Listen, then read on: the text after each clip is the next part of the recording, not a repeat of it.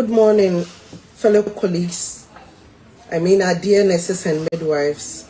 Good morning to our employer. Good morning to the Parliamentary Select Committee on Health. A very good morning to all Ghanaians. This is a press release on the suspension of our GRDMA strike.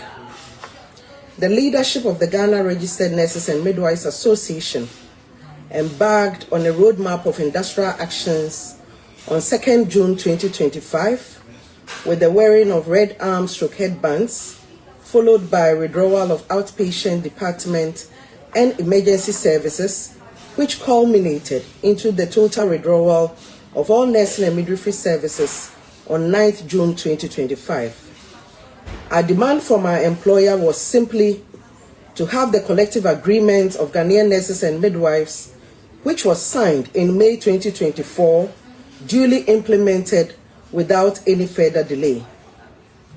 Having monitored the misinformation, disinformation, and the propaganda that have surrounded our strike action, the leadership of the association would like to set some records straight on the following. 1. We are nurses and midwives, trained to provide essential health services to the Ghanaian population, and matters affecting us which are brought formally to the attention of the employer must be treated with the urgency it deserves and in good faith. 2. As nurses and midwives, we do not take delight in seeing our patients suffer. However, we cannot take good care of others when the system does not take good care of us. 3.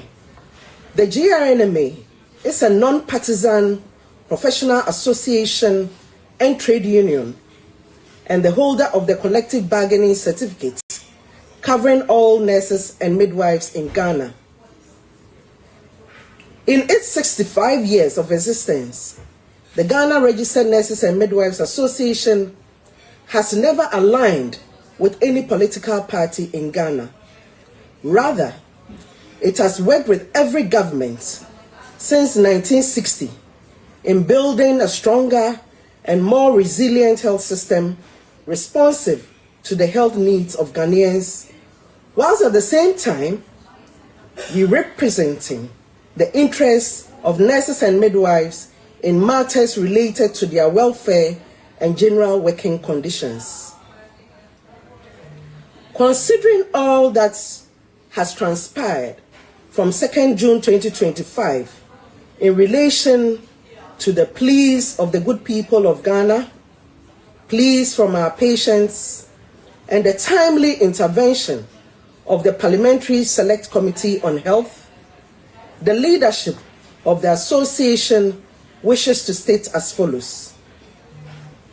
The engagement held with the Parliamentary Select Committee on Health and other interested parties on Thursday, 12 June 2025, was very fruitful and has paved the way for an amicable resolution of the impasse with our employer concerning the implementation of our collective agreements. 2.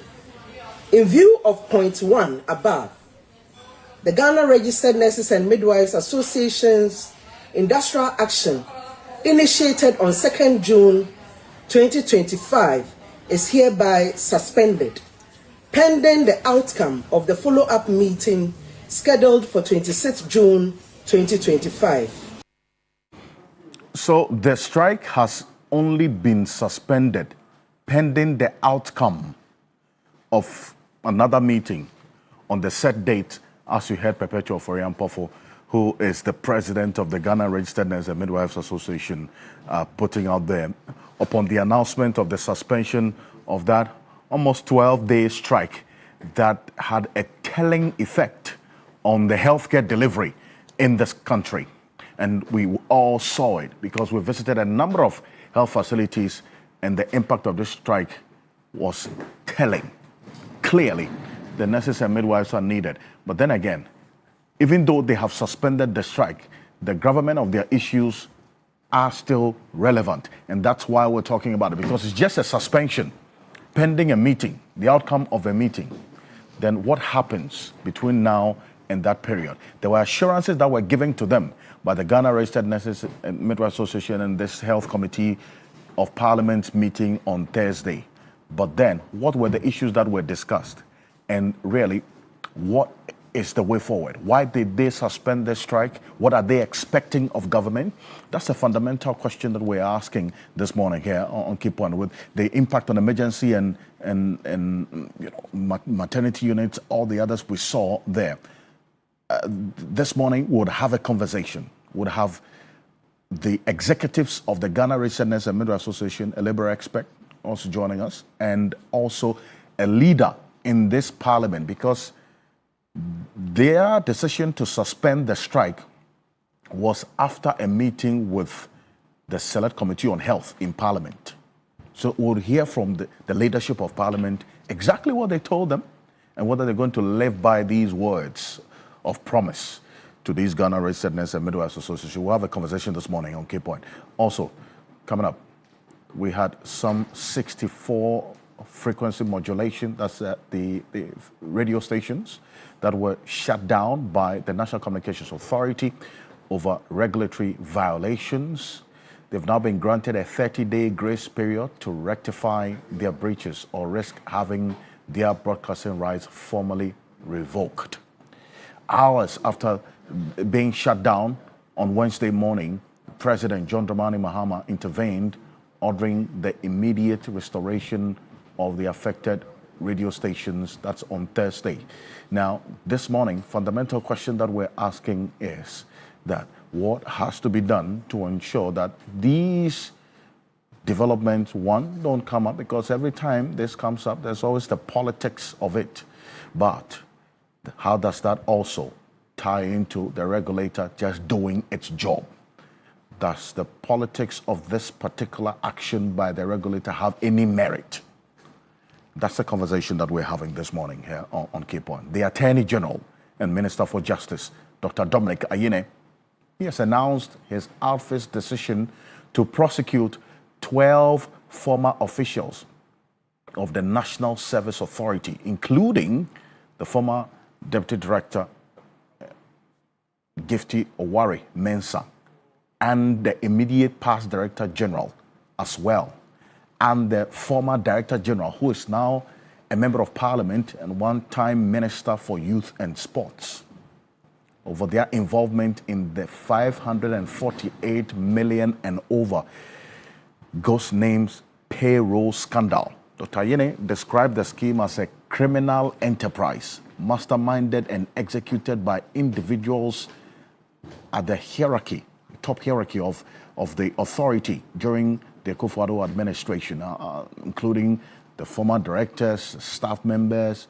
external service providers, all of them in this, what has been described as a criminal enterprise. Now, Dr. Ayine gave some chilling detail in that press conference yesterday.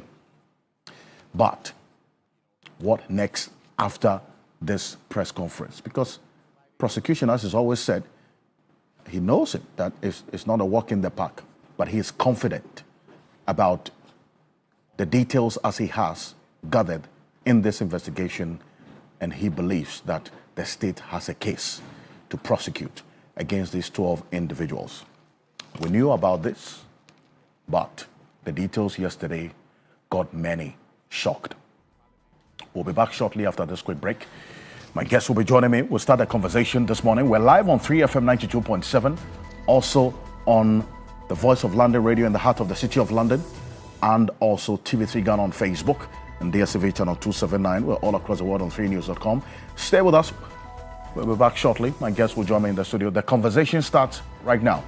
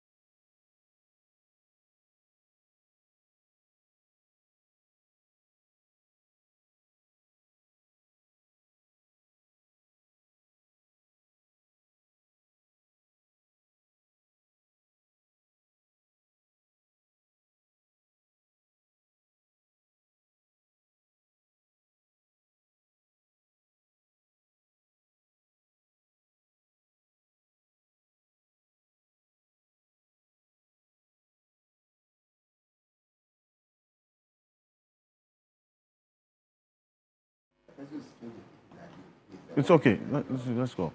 Some of the cases I've seen already, there's that pressure.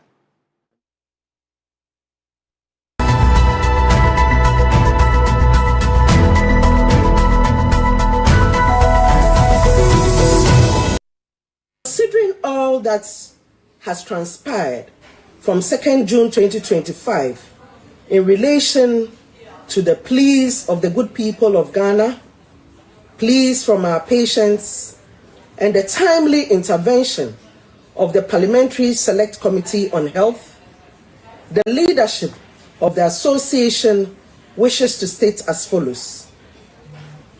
The engagement held with the Parliamentary Select Committee on Health and other interested parties on Thursday, 12 June 2025, was very fruitful and has paved the way for an amicable resolution of the impasse with our employer concerning the implementation of our collective agreements. 2. In view of point 1 above, the Ghana Registered Nurses and Midwives Association's industrial action initiated on 2nd June 2025 is hereby suspended. That's Perpetual Foriampofo. She is president of the Ghana Registered Nurses and Midwives Association. They have suspended the strike. The emphasis is on suspension. That also tells you that this is just an interim decision that has been taken pending a meeting in the next, we understand, 10 days ahead of us. And that would also then determine whether or not they would resume the strike or call it off totally. But the gravamen of their issues are still relevant. And that's what we're going to look at shortly. And take a look at this. These are part of the reasons why they went on this almost 12-day strike that brought healthcare delivery to a standstill in this country. The collective agreement that they talked about, signed sometime in May last year, book and research allowance based on an approved rate to apply per year, uniform allowance. This amount was disputed by the nurses who find out exactly what it is. Fuel allowance, what was captured there is 180 liters at a particular rate that was given, applicable, government approved ex-pump rate. Non-basic allowance, on-call facilitation, rural incentive allowance, that is for these nurses and midwives who are practicing in the rural communities as an incentive, and then also what we know of what is the 13th month allowance, the continuous professional development support. And this as well was also one issue that was questioned. That's why that should be the burden of government. But you look at the details of this collective agreement that was signed, and the fundamental question is, one, the timing, and then also now that they have suspended, what should be the form of engagement with government going forward.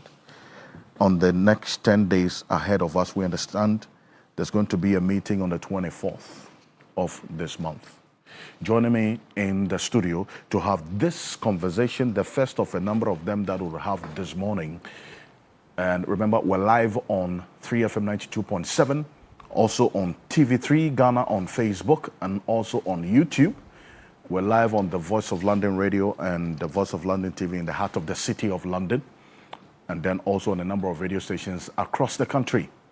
My name is Alfred Ocansey, and I've been joined in the studio by Martin Kpebu.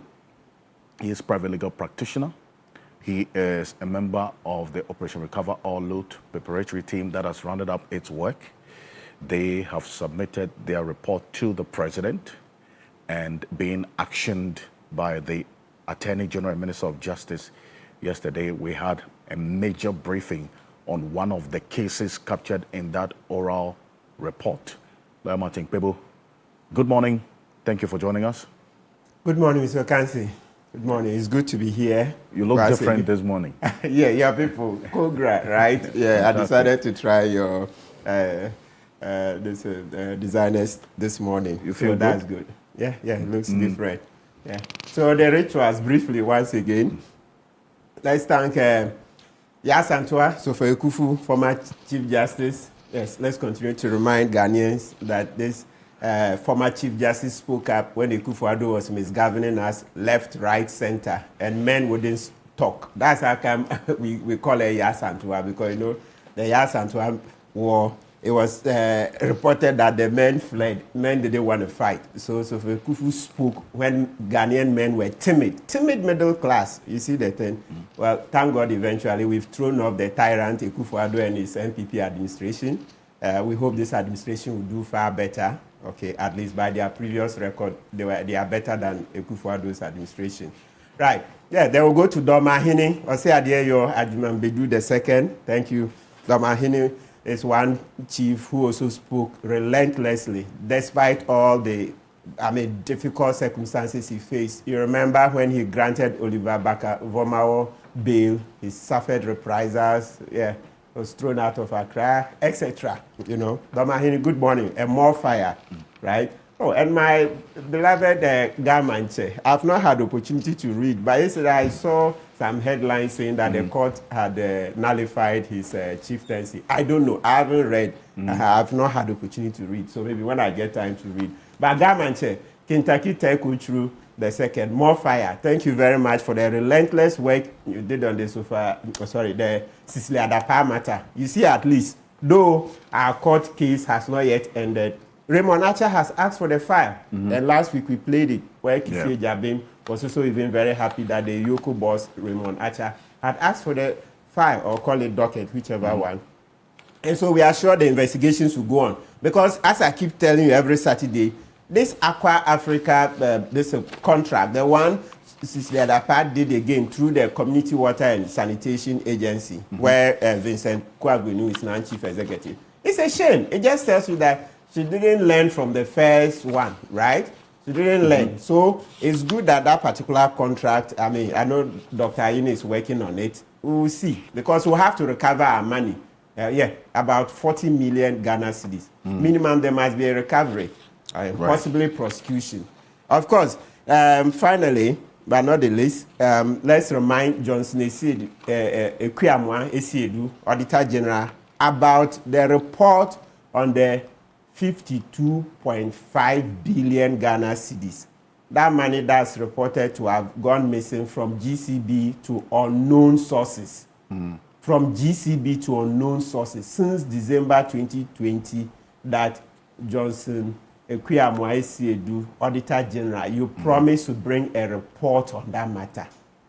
Come on. You know, people are getting very upset. And it's super good Dr. Ayine came out with a press conference, because people are saying ORA must work. And it must start from the Auditor General. That's how they slept on the job, and then the National Service scandal, etc. happened. They weren't doing any proper auditing. And as our auditors go, then they cut deals with the chief executives. You see these audits, how that all these audits couldn't uncover these deals. It starts with the Auditor General. So I just hope he leaves sooner than later. And we must thank Mr. Kofi Flu for petitioning Speaker Bagbe. But, it hasn't seen the light of day in Parliament yet. I received a copy of that petition that you referenced. Petition to investigate tax revenue of 52.5 billion. And this is dated the 2nd of November 2023. And so this matter is, and I'm studying the details of it. It's almost 15 pages. And so when we table this matter for discussion, we'll look into it. As I indicated, I want us to have at least a collection of all the documents, so that when it comes up as a matter of conversation, we know exactly what we're talking about and the current state of affairs with respect to this. Because I also received some time ago a response, which was from the audit service about this particular money. And so at the time, they gave a response to this this petition and the details of the said investigation that was put in place. So I want to get final outcome, so that we'll scrutinize it. At the point they said, they've gone to explain to Parliament. Is Parliament the only forum for accountability? We put the parliamentarians there. Bring out the report. Then the citizens will scrutinize. Because let's not forget, parliamentarians, they are not that many. This 52.5 billion at stake. So there is more than enough to be able to make sure Parliament is silenced. I mean, we will not hide it. Speaker Bagbin has said it in the past that parliamentarians take money to do people's biddings, etc. So if you are bold enough, if you are sure you've investigated it, bring out the report. Let's all scrutinize. Then we will see where the chips fall. And this is one that I'm looking into keenly. So as I indicated, we'll get into it. Thank you. Dr. Kweku Krobia Asante is the former president of the Ghana Registered Nurses and Midwives Association, GRNMA. He's with us in the studio. Doc, good morning. Welcome. Good man, thank you very much. The Asante comes first before the Krobia. Kweku Asante Krobia. Yes. Thank you very much. Is it hyphenated? Hyphenated, sure. Thank you. Double barrel, yeah, the English will tell you this. It is indeed. I do appreciate you joining us this morning. And also a celebrated labor expert, a former deputy labor minister, a former member of parliament for the North Tongue constituency. I'm talking about none other than Mr. Austin Game. Mr. Game, good morning. Thank you for joining us. Good morning. Welcome. With your iconic hat, as always. And because the part of the leadership of the Ghana Registered Nurses and Midwives Association is they're out of the jurisdiction, attending a very important conference. We've been joined via Zoom by the General Secretary of the Ghana Registered Nurses and Midwives Association, the current General Secretary, Dr. David Tinkran Chum. Dr. Chum, good morning. Thank you for joining us. Good morning, Alfred, and good morning to my partners in the studio, Papa Game and Dr. Krobia, and good morning to your viewers as well. Perfect. Also joining us via Zoom is Dr. Joshua Zato. He is a senior lecturer at the University of Ghana Political Science Department and also a governance analyst. Dr. Joshua Zato, good morning. Thank you for joining us. Good morning, Alfred. Good morning to those in the studio. And good morning to all your listeners. It's unfortunate that I cannot be in the studio due to certain circumstances, but I hope subsequently I will be able to join you in the studio. And it's good to have you join us either ways, albeit virtually. Thank you so much. Also joining us in the studio for the first time, Dr. Richard Amwakuba is a political analyst, former lecturer, and then also he says he's a former member of the New Patriotic Party because you've indicated you are no longer a member of the NPP. Dr. Richard Amwakuba, good morning. Welcome. Thank you. The last time I spoke to you on Zoom, you indicated you were starting a new political party. We're still working on it. You are still working on it. Those who are tired of MPP, just hold on just a little bit. You'll hear from us. That's good. I see. And what is the name of this new party? New Patriotic Front. New Patriotic Front. Yes. We would like to leave the patriotic in there so that people can see this is the real patriotic party, not the. Oh, I don't want to start this way. Okay, you know what I mean. So if you are frustrated with this one, come here. That's good. I see. It almost sounds like New Patriotic Party. You've only taken the party away and you put front there. Why? Because it makes it easier for people to identify with it. For some reason, when you say you're forming, oh, you're leaving MPP. I said, what MPP? Your mother gave birth to him. It's their name. You can pick another one. No. I was born with this one. That's what they want. So, okay, so keep it in there for as long as you can. But you may have to come up with an entirely new thing. Because I suspect if the electoral commissioner is there, he would not even agree for a new patriotic front. I see. Most likely he won't agree. For nothing else to frustrate us, you know. So we are ready for that. Yeah. So what are the people behind this new patriotic I have front? many people in there. Big guys, MPP guys. MPP NDC, people? MPP guys, NDC guys, independent guys. They're all in there. People who have run for president before are in there. So it's People not who have just me. contested for president Yes. in this country. They are all members of the founding members of the New Patriotic Front. We are going to meet next week. You're going to meet next week? Yes, and you see us. You see many of us. Yes. So we're not just joking. We have You're to serious about this? Very serious. We have to face this country. We have a unique opportunity to face Ghana right now, not any other time. This is the best time we've ever had. We have to take advantage of it. And this is why we're doing what we're doing. We'll see the meeting next week and what the outcome will be. But thank you very much for joining us. Dr. David Tumkwanchum, you have just suspended the strike and not called it off. After that meeting that you had with the Select Committee on Health in Parliament, what did they tell you that got you to call off this 12-day strike that impacted heavily on health delivery in this country? All right, thank you for the opportunity. And I didn't know that there are other giants in the studios as well. Let me extend my greatest facilitation to them. Indeed, we had picked some signals. The cry of the people of Ghana, quite prominent members of society have approached us.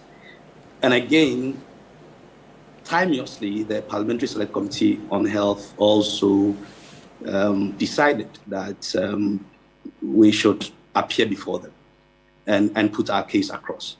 So it's a combination of factors, but I must say that we had to listen to the cry of the people and, of course, the people's representative. I see. But then again, you made your position quite clear that you are not going to renegotiate these conditions of agreement, the details of it. You would have a conversation, but not a renegotiation. Does that position still hold? Absolutely. I mean, there is no shifting of that position at all. As I indicated, collective agreement is sealed, signed and delivered. Okay, it's a binding legal document on the employer and the employees, and is not subject for renegotiations. And that position was well articulated. What we were open to was a process of dialoguing on the implementation. And for that matter, that is exactly what transpired in Parliament. And I must thank the Parliamentary Select Committee for doing a yeoman's job. But what I want to say is that they shouldn't give us a reason to reactivate our position, because we have taken whatever they said in good faith, and we believe that we cannot disrespect such an august committee of the people's representative. So I believe that whatever detailed conversation and the agreements that was reached will be adhered to strictly, without trying to play any to use a better word, in gimmick with it. I see. So you're looking for what you were asking for was a dialogue on the implementation of it, not so much about talking about, for instance, renegotiating some of the details of this collective agreement that this administration says was signed by the previous administration, and so they would want an engagement with you to know their side of things, and then also when this will be implemented. That was not the position of your engagement.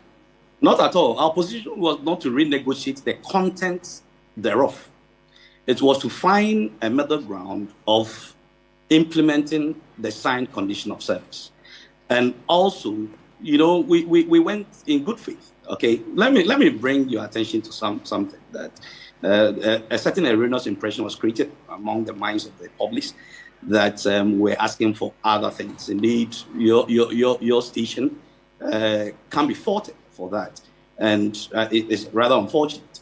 We have category 2 and 3 allowances that is open to all public sector workers, and it is negotiated by the Public Joint Standing Negotiation Committee, not by nurses and midwives. And people went for that. That is where you saw funeral grant and all manner of things. Okay, try to just throw dust in the eyes of the ordinary Ghanaian. Our key ask were 8 itemized allowances that the employer agreed. And respectfully, I would prefer to use employer instead of government. We deal with employers. We don't deal with government, because obviously government will change. Okay, government will go and come. We deal with the employer, and the employer was very aware of the condition of service. And Alfred, we are pained by the fact that people don't prioritize the health sector, and for that matter, nurses and issues that concerns nurses and midwives. Look, nursing and midwifery is the fulcrum around which the health care continuum revolves. Okay?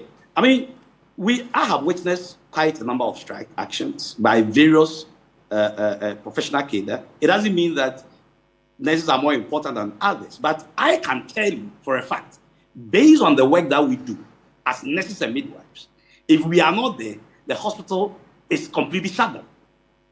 And to prioritize everything except the condition of service, and that this came from the mouth of the spokesperson of government, that they were very much aware of the pendency of our collective agreement, but they decided not to add it to the budget. I cannot for the life of me appreciate such logic. Felix Kwachofosu said that? Absolutely. That they decided not to add it to the budget even though they were aware of it? Absolutely, because they cannot deny that, because when this administration took over, we prompted them. 15th January, 20th January, if you read the release by the Ministry of Health, they said they engaged us 6 times. We engaged them more than 3 or 4 times before the budget was read. And all this while, they kept reassuring us that, oh, don't worry. I mean, the implementation was almost at the precipice of implementation. And for that matter, it's not something that we are going to belabor it or delay it or something. So we were completely taken aback when S. Gracia found expression in 2025 budget, but the condition of service of nurses and midwives alone, because it's not only our condition of service that was negotiated by the previous administration, which this administration has taken on board. All right, we work with other colleagues, and their condition of service were also negotiated by the previous administration and be taken into consideration by this. So why, renege on your responsibility towards nurses and midwives? Look, when COVID broke up, all those who were shouting on radio were hiding under their beds. It took these same gallant young nurses and midwives, some of whom lost their lives, to fight and to ward off COVID. I pray that no pandemic rear its ugly head. But so we can call people heroes at some point and heroines at some point. And when it comes to compensation, we think that they do not matter. Something else matters more. I just understand this logic. We are prioritizing other things, including ex gratia, which the president promised that he will cancel, over the condition of service of nurses and midwives, which has direct bearing on the health of the people of Ghana. If people understand economics, I read physics, chemistry, biology in Admas in secondary school. I didn't do economics. But my little reading tells me that the health of a nation is the wealth of that nation. Can we quantify what we have lost economically over the 12 days that we went on strike? Let the economists tell us how much the country Ghana has lost. So anybody, I won't say government, any employer who prioritizes any other thing except the health of the people, or to the detriment of the people, or the health of the people of Ghana, is mistaken. And look at the if you like, the comedy of errors. Nurses have gone on strike, and the first thing is to break their front, put together some few, if you like, unions, promising you that they can hold the fort. And you are calling Ghana Registered Nurses and Midwives Association, that is made up of 95,000 members. That is one of 5 other nursing unions in Ghana. We have been here since 1960, and those journalists who want to do politics, they can do their politics. But let me tell them that, look, we are apolitical. That is why we are relevant up to today. When GRNA was formed in 1960, President Nkrumah was in power. CPP was in power. CPP is a pale shadow of itself today. GRNM is still relevant because we have remained apolitical, and leaders upon leaders, councils upon councils, has positioned the profession above politics. We are not politicians. We will not aid anybody to win power, neither are we going to sabotage anybody to lose power. If any other union will do that, so be it. But don't let anybody delude himself into thinking that nurses and midwives in Ghana will stoop so low and align with a political party. Look, we went on strike in 2020. Which political party was in power? We press home better condition of service for nurses and midwives. And simplicity, that's our core mandate, irrespective of anybody's political inclination. So I want to correct this erroneous impression being peddled out there that the president's husband is politically exposed. In 2020, when we went on strike, he was not the husband of the president. And look, the GRNMA, Dr. Krobia will tell you, he has led this organization before. We have had a lot of engagement with Papagami before, even as far back as 2006, when Madam Alice Asare Dakwalute was the president, before Dr. Asante Krobia came. We have remained apolitical, and that is what we will continue to remain. So if anybody thinks that we did not help him or her or whatever to come to power or go out of power, and for that matter, they will sabotage us. Well, you get that sense? Who has given you that indication? Absolutely. Don't forget that quite a number of our people are in various places. Okay? And I don't want to go there, but I think that people should respect nurses and midwives. I mean, if you permit me, let me read something to you. Quickly. And I was talking about those comedy of errors, including trying to bring retired nurses and midwives to come and work. Retired nurses and midwives, how well did the nation took care of them when they were in active practice? And that is why I describe that as laughable, because I'm going to read to you a comment from a chief nursing officer that went on retirement recently. I wish I can just get it quickly for you. While you pull that up, when you find it, and let me bring in Dr. Asante Krobia. That point about the call that the government made to the retired nurses and midwives, including yourselves, to consider coming, at least to hold the fort while this strike was ongoing, or while that strike was ongoing until its suspension. You said that was not a right call. Why is that? Well, I think David was on that point of trying to make people understand that it is, as I have described it earlier, an exercise in futility, because these retired nurses and midwives are not in the best of psychological frame of mind and position to bring themselves into the crisis. Firstly, because, well, they themselves are not in the best of health themselves. We have been interacting with them because it was during my time that we made them life members of the association. So there was no point. They were going to hold themselves as blacklegs in this whole development. And so it is not something that was going to be. Recently, at the celebration of the 60th anniversary of the association and the launch of the International Nurses Day, we met them. And you could see that most of them were even looking quite frail. I have also reasoned that the Minister of Health doesn't even know where they are. And I don't know a strategy that was going to put in place to be able to bring them on board. And they themselves, I know, were not going to show up, they were not going to respond to. How are they going to be able to stand in the gap? I mean, to hold the fort whilst the strike action lingers. And so I was surprised that the Honorable Minister of Health thought that this was going to be one of the strategies. And it was also, even if quite a number will agree to come, I don't see the how they are going to. You know, the doctors had stopped admitting patients, and some of the patients also who were on admission and had gained a little bit of recovery were being discharged. And so the retired nurses and midwives, nurses, if they were going to come at all, were going to be at the OPDs. Some also were going to serve at in the theaters. And I don't know how they are going to be able to assist the surgeons in conducting surgeries. And also at the intensive care units, most of them don't even have the skills. So it was going to be a disaster, and they're going to compound the problem.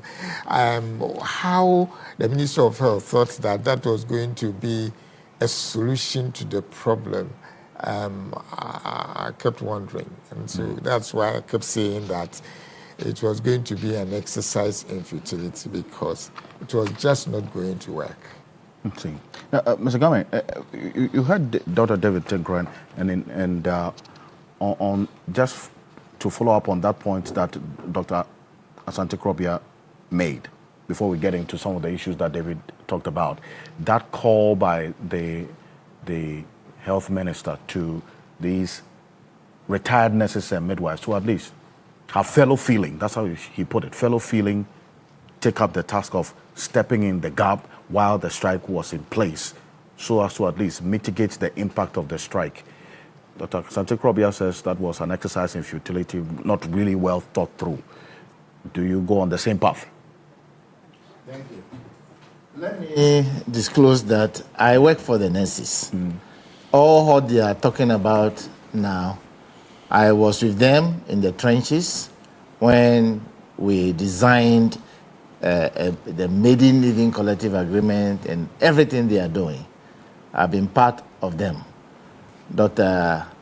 Krobia Asante, when he was president, we were not only meeting in their offices, he comes to my residence, not in Accra, but in Tema, and we sit and strategize, and that is the reason why strikes were very minimized or non-existing all this while. And including my friend David and Perpetual, all of them, we work collaboratively. And unfortunately, they didn't invite me to the meeting that took the decision to embark upon this strike. Indeed, if I were there, I would have prevailed on them that we should not go on the strike in the form in which it was held. Why? Because there are several approaches within the law. And I would have explained to them why they should not insist that implementation period cannot be discussed or is undiscussable, as though it's a negotiation. It can always be done, and I'm a teacher of this subject matter. I do not do it only here in Ghana, and so I think that we have to be very clear on that first.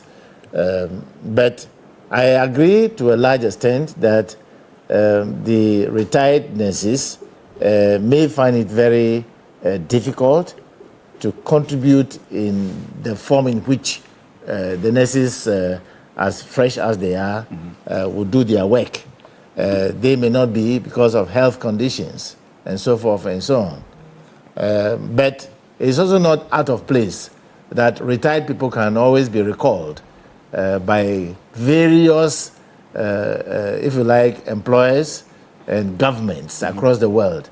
Whereas we call discipline, I agree with all of them who say we should call them employer. That's my position all this while. That's what I've been teaching also. I see. But government remains government also, because they are responsible for the governance of the nation. And if there is a reactive situation, you have to get desperate measures. Like it is now, I can see my people spiritually, the Israelites calling their retired people, back to work. So it may not be too difficult to do that, but I agree that a solution could have been found, but the listening capability of both parties at the time was becoming a major concern, hence the desperate measures that were to be taken by the... And it is the listening capability that I get in there, because Dr. David Tikora was clear that for them, the collective agreement has been signed and sealed, delivered. They are not talking about a renegotiation of the terms. No, it's not happening. Government has to go by it. That's what they are demanding. I think I want to put that into bed now.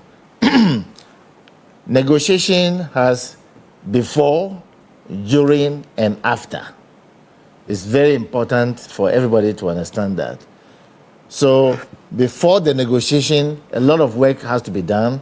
We don't do it fully well in Ghana here. Even the private sectors are unable to do it very well. That's another subject matter. And then during the negotiation, a whole lot of things takes place. But the important thing now is after the negotiation, we come to implementation. Implementation is part of the after. And when you negotiate a condition of service and you have a problem, the Standing Negotiating Committee is the most powerful body that sits to negotiate the condition of service. In fact, the president himself may not vary it. No other person, no court can vary it.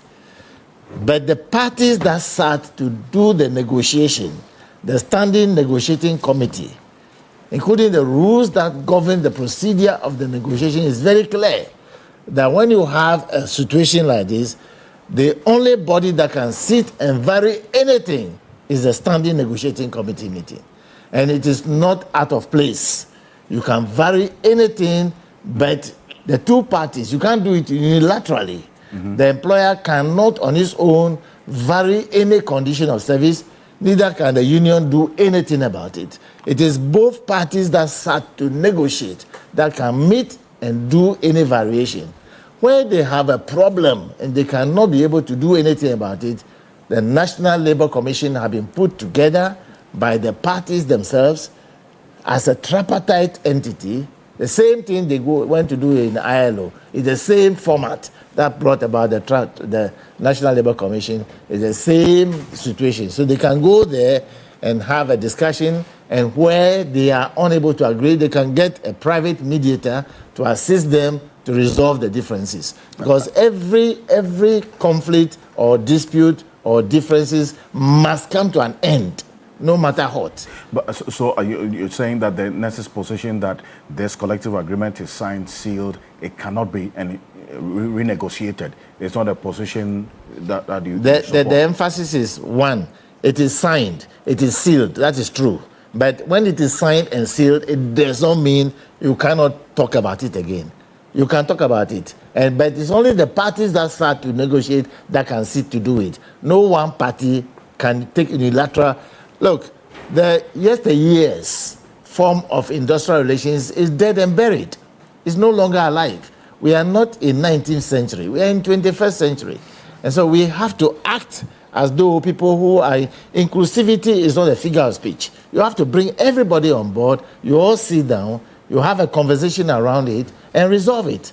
Conversation is part of the process. You know, that's why you are not going to be doing it from a positional point of view. If you take a position, the employer take a position, workers take a position, you have a result that you have. You have people on strike, you have people being called from a retirement, and so forth and so on. That may be one-sided approach. In this 21st century, it's about thinking outside the box and protecting the customers that pay your monthly pay. In this case, the customers that pay our monthly pay are the sick people, the very sick people who go into the hospitals.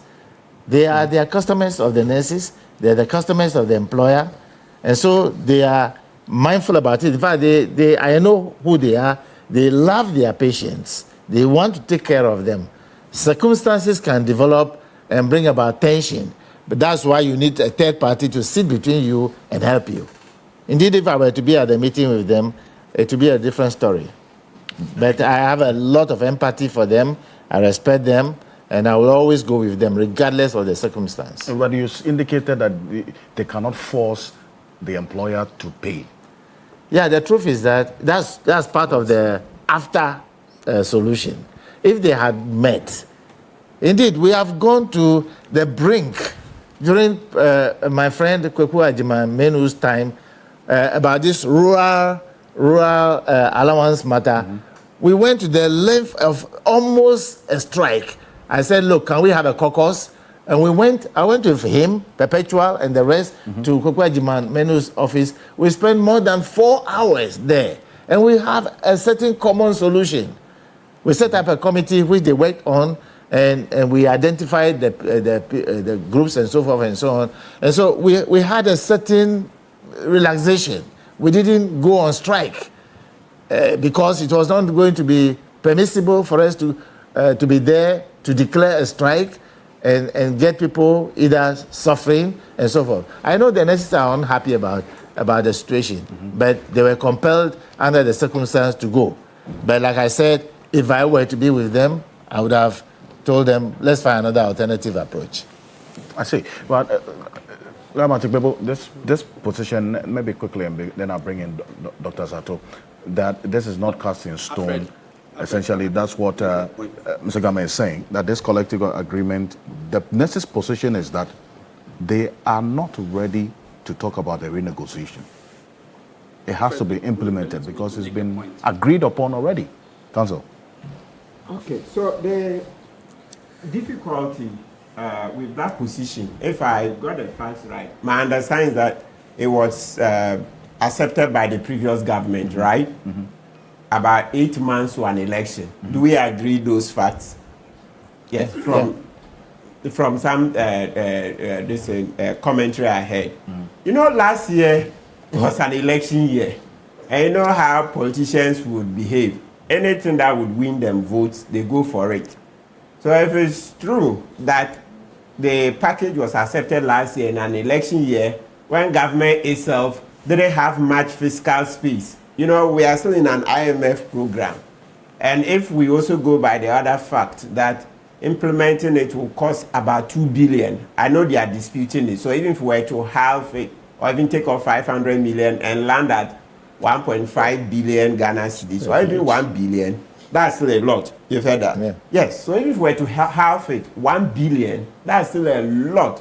So the argument is that to the extent that this package was accepted when the previous administration, the MPP administration, Akufo-Addo's administration, was very vulnerable, you would see that the current government has a case in asking that they re-look at the agreement.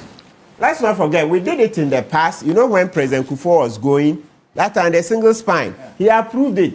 Then a few days later, he was out of office. Mills came and it became an albatross on his neck. It took us years to recover from the implementation of the single spine salary structure, right? So please, we will learn from our history. I beg them, you know, our nurses, all right, dear nurses, yes, we know the invaluable critical role you play in our health delivery system. We beg. I mean, we are all feeling the hardship, all right? It's the whole nation. It's not only nurses. So we'll beg them to, you know, listen to the government and then see how they can compromise here and there.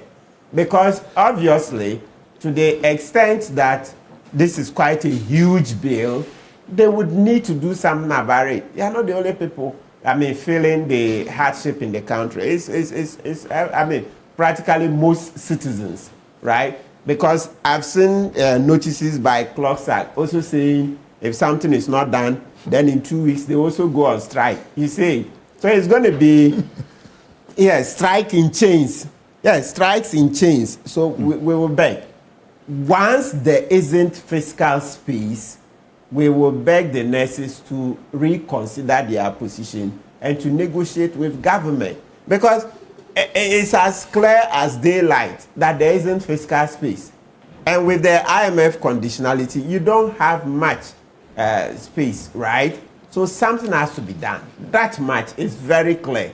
that something has to be done. The current package cannot be implemented hook, line, and sinker. We can't just do it, fully. It has to be done in phases. That much too is very clear. You can't implement all of this in one fiscal, a year, right?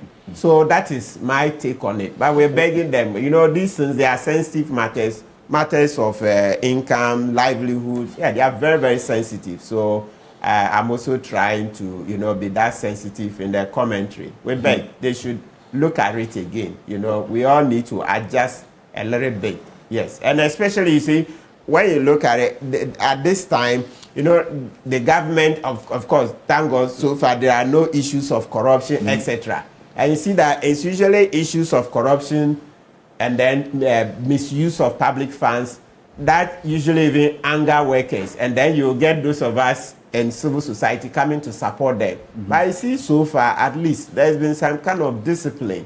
So once we don't have issues of corruption engulfing us, like what happened in the previous administration, then there's an argument that those at the top are also trying to stick to the straight and narrow road.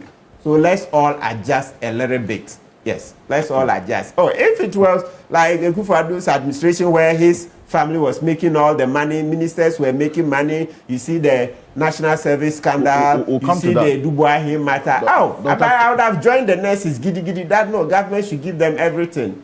Dr. Tekwa wanted to make an intervention when you were talking. And I'm proud to go to Dr. Zato. Dr. Tekwa, very quickly, what's your point of departure exactly from what Matibebo was saying?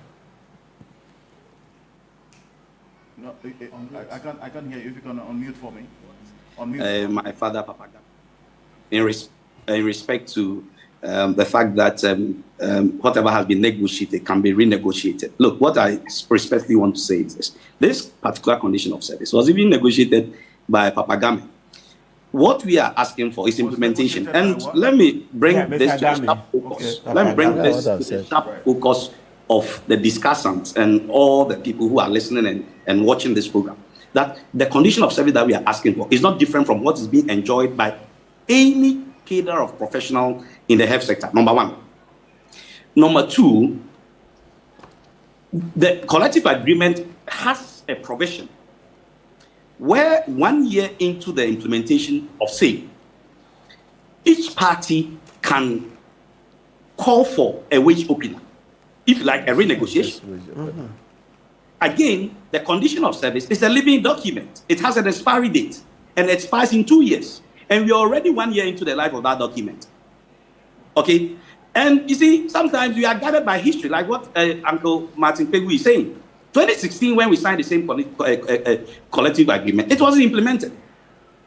So for how long are nurses going to be impoverished by virtue of some of these excuses? That is why I was asking, can S. Gracia find expression in 2025 budget, but the condition of service of nurses cannot find expression in 2025 budget? You see, that is why I was talking about priority. Do we prioritize the health needs of the people of Ghana?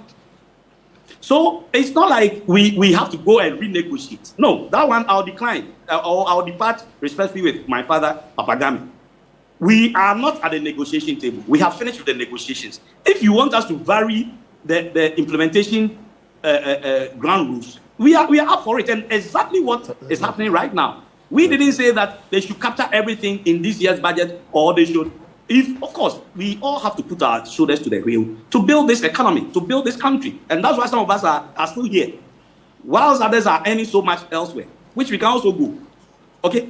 So it's not as though we are asking something extraordinary. I'm saying that the very condition of service that we are asking for now, okay, is being enjoyed by every healthcare worker and even better.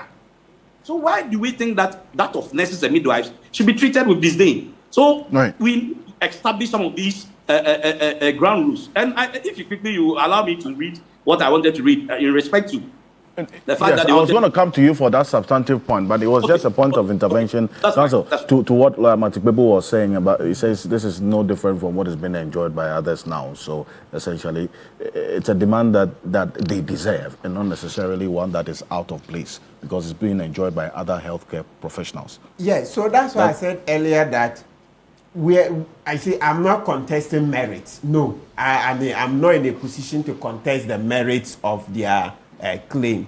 What I'm begging is that because of the tight, fiscal space, we've all seen the budget, etc. So does he agree that generally was it the deputy finance minister who said it will cost 2 billion to implement? Mm-hmm. Subsequently, I heard them disputing. But with what they are disputing, even if we halve it, we are talking about 1 billion.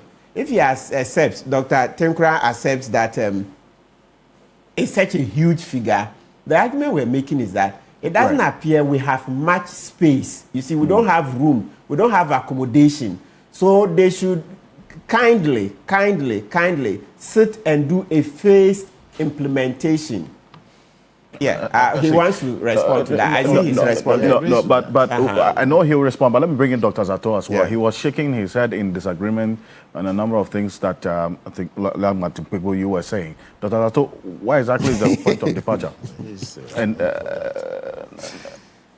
once again, good morning to you and good morning to your listeners all over the country. Seriously, I wish I was also in the studio to say with Martin so that we can do justice to some of these issues. Yeah. I want to start by thanking the nurses and the GRNA. They have proved that they are patriots. They have proved that they love their country. And they have proved that they will put the welfare of the country at heart. By temporarily suspending and going back to work, they have won my heart. And I will continue to cheer for them. You are ordinary workers. You are not looking for riches. You are just looking for what is due you. You are ordinary men on the streets, and you are the first line of defense when it comes to our healthcare. I want to thank you for the good work you are doing, and I pray that when you go back, you continue to be as professional as you are. Thank you very much for your sacrifices and for your dedication to Mother Ghana. 2, I also want to talk about the politics of this whole history. The government of the Republic of Ghana chose politics and rhetoric when it should have been working. And what we have seen is an amateur hour on the part of the men and women in government whom we elected to take off this critical and important issue. When nurses were asking important questions and deserving rightful answers, what we saw was political theater, what we saw was amateur, and what we saw was an insensitivity to these important issues. This is one of the biggest, if not the first, test for the Minister of Health, and he bombed. This is one of the first, if not the biggest, test for the Minister of Labour, and he bombed. They dropped the ball. First, around last week, 2 major unions came out making demands. One of them was my own union, UTAC and others, gave government ultimatum.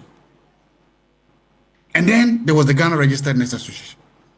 The Minister of Finance met UTAC and the others and assured UTAC that yes, what you want, you will get it. What you want is in the budget. We budgeted for it for you. So no problem. Just go back to your campuses, chill, have fun. The money will come. That was a union. The government did not negotiate the UTAC package. No, they inherited it from the previous administration. But because they love UTAC, because they respect UTAC, or because they fear UTAC, or because of the political power of UTAC, it found its way in the budget. The nurses negotiated in January. And that's what I'm saying. By January, the previous government was not vulnerable. It wasn't 2 days. It wasn't like the strike that Labour had or they threatened just 2 days to the elections. When I say 2 days, I actually meant 3 months or 2 months. No, this negotiation ended in January, February, March. That is in the first quarter. So who creates physical space? So if you are not saying there is no physical space in the budget, listen, physical space is not a natural occurring thing. A man, a woman, people sit down to create a physical space. Why did they not create a physical space? How did you create physical space for UTAC, but did not create physical space for nurses? Somebody did not do it. It was deliberate. It wasn't accidental. So if you don't do it, and if you refuse to create a physical space, now don't tell us that the economic conditions, that if you implement this, it will throw government finances into jail. When they read the budget, there was nothing like D-levy. Government did not think that it was important to put a levy on fuel. But something happened. Government physical space changed. Something happened. Government finances changed. So in the midnight stroke of an hour, through an emergency, D-levy has been implemented. It's going to take effect. So if you did not put this in the budget, but the last minute you realize that it was important, what also prevents the government from bringing another levy, emergency levy, to take care of this? The fact that you brought that emergency levy to deal with the critical financial situation facing ECG means that you can also create that same financial space to deal with the nurses. Not doing it is a matter of choice. It's a matter of prioritization. You prioritize ECG so over the nurses. That is a choice every government makes. So to say that there was no physical space is neither here nor there. 3, you are saying that the amount that the nurses are asking for is too much. It's 2 billion. Okay, let's even agree. And you said you cannot provide the 2 million. Again, 2 billion. Again, let's agree with that. So how much can you provide? 1.5 billion? 1 billion? 500 million? How much can you give them? Somebody came to you to say that we have a deal, and you acknowledge the deal. But you are saying that after we acknowledge the deal, I went to sleep. I forgot about you. I ignored you. So the nurses should suffer for the incompetences of the men and women who were supposed to implement the deal. How do you even justify that? What is the logic behind that? The nurses held their part of the bargain. Somebody in the government did not hold his or her part. And now you're saying nurses suffer because of somebody else's incompetence. Who does that? Look, I think that we need to be serious as a country and need to do this. If you wanted a budget space, because I just heard the representative of the people talk, look, they met this government so many times before the strike. They met the government during the transition. I heard them say that. They met the government when the new Minister of Health came in. They met them. They kept meeting them. When you were meeting them, what were you telling? What were you offering the nurses? They met you before the budget. What were you offering them? You see, we keep doing these things to ourselves. There's a note here from the president of the GRNA, and I quote, if they are telling us today that there is no room within the budget to cater for what we deserve as nurses and midwives, then they are telling us that they do not value what we do in the health space. And that sums it up. It's not about, look, this is not about the lack of money. No. This is not about the fact that there's no money in the budget. No. If you believe that those are very simple and lazy arguments. No. This is about value. Do you value the work that the nurses are doing? And are you prepared to put your money where your health is? If you value them like you value UTAC, you will cut it for their benefits. If you value them like you value other unions, you will do that. But if you choose political propaganda, if you choose political amateurism, if you choose political theater over substantive issues about people's health, this is where it lands you. So again, I am happy and I'm glad that these patriots have chosen to go back to the wards. I'm glad that they have done that. So please, somebody tell the political machinery that no, it's time they to sit down, tighten their belts. There's a mid-year review coming, and tell us what you can do. I'm glad they are saying that they're not taking it. They are just, listen, these are just ordinary, normal workers who just deserve what belongs to them. Government should not afford to hide under legalities, to hide under technicalities, to try to vary it to the disadvantage of these people. Prioritize their health care. You didn't include it in their budget. They didn't do that. You didn't prioritize it. They didn't do that. They should not suffer because you are insensitive to their needs. No, they should not. The point you made earlier about government coming to the table, also how much it can give, because already a cost has been put to the implementation of this collective agreement in its current form. The Deputy Finance Minister this week put it at 2 billion cedis if it has to be implemented in its current form. So the proposal you make when you were talking is that if government is able to come up with $1 billion or 500 million, they should come to the table with that. That's renegotiation. But that's the position the nurses don't. They say it's not up for discussion on the table.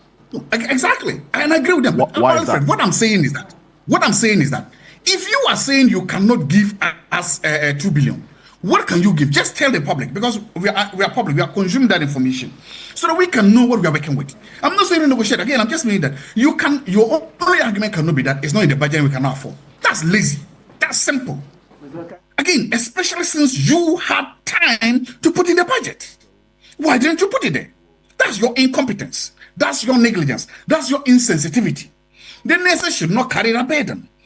And all I'm saying is that at least as ordinary citizens, we can engage in an adult engagement or an adult conversation that says that, okay, we've just come in, we've seen this in the budget, but doing our maths, it doesn't add up. So instead of the 2 billion, we think that we can give you 1 billion for the first half of the year, then we'll add the other billion in the second quarter. I'm saying that is a more matured and a more sophisticated argument. The nurses could then say, okay, let's do that. But right now, it's like you are not putting anything on the table. You are simply saying that go back empty-handed, go back to your people with nothing, and just keep doing what you are doing. That's where I'm coming from. I'm saying that if you want a compromise, then put something substantive on the table for the nurses, if they agree. But it seems the only thing you are putting on the table is rhetoric.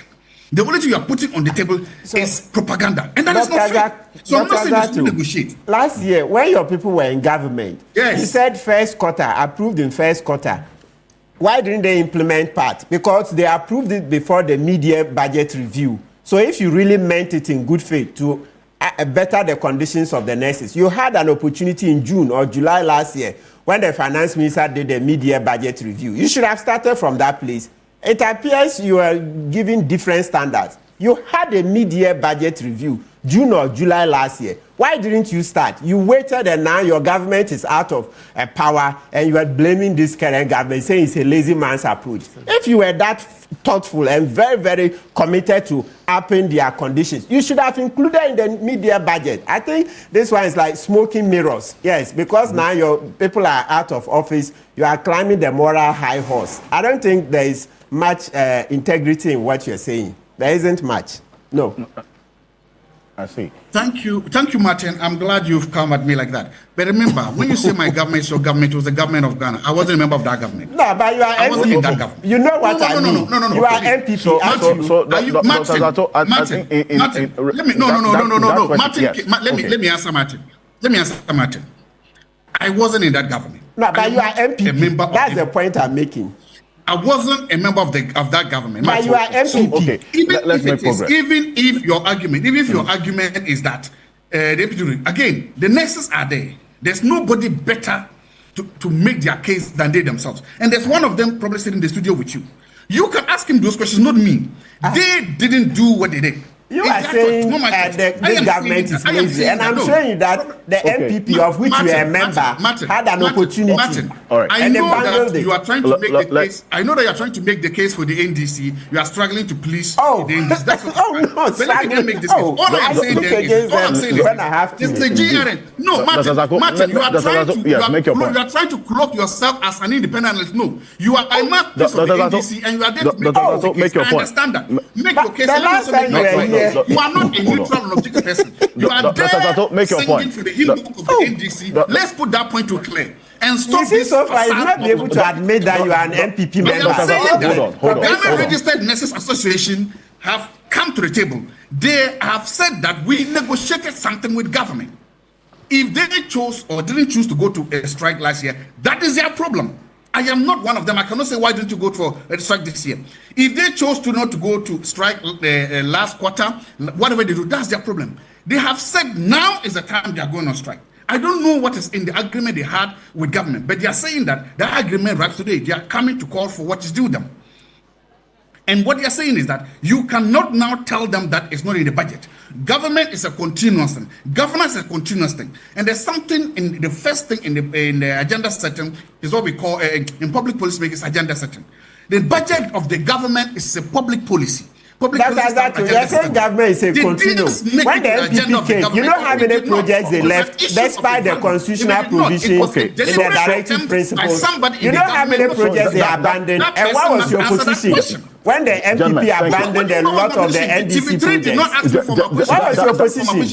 What did you say? My position is that workers deserve to be treated better. My position is that workers deserve to put better. My position is that you cannot sit there and pretend that you are objective for neutral when you are speaking for the interest of the NDC. No, you can't do that, Martin. You cannot. Okay, the point you make about the why the nurses did not. This was signed in May. And then this is Dr. Tinker. I need to bring him here on this because they sat around the table to sign this. He can tell us because in the end, this was signed over a year ago. So and a budget was read after that.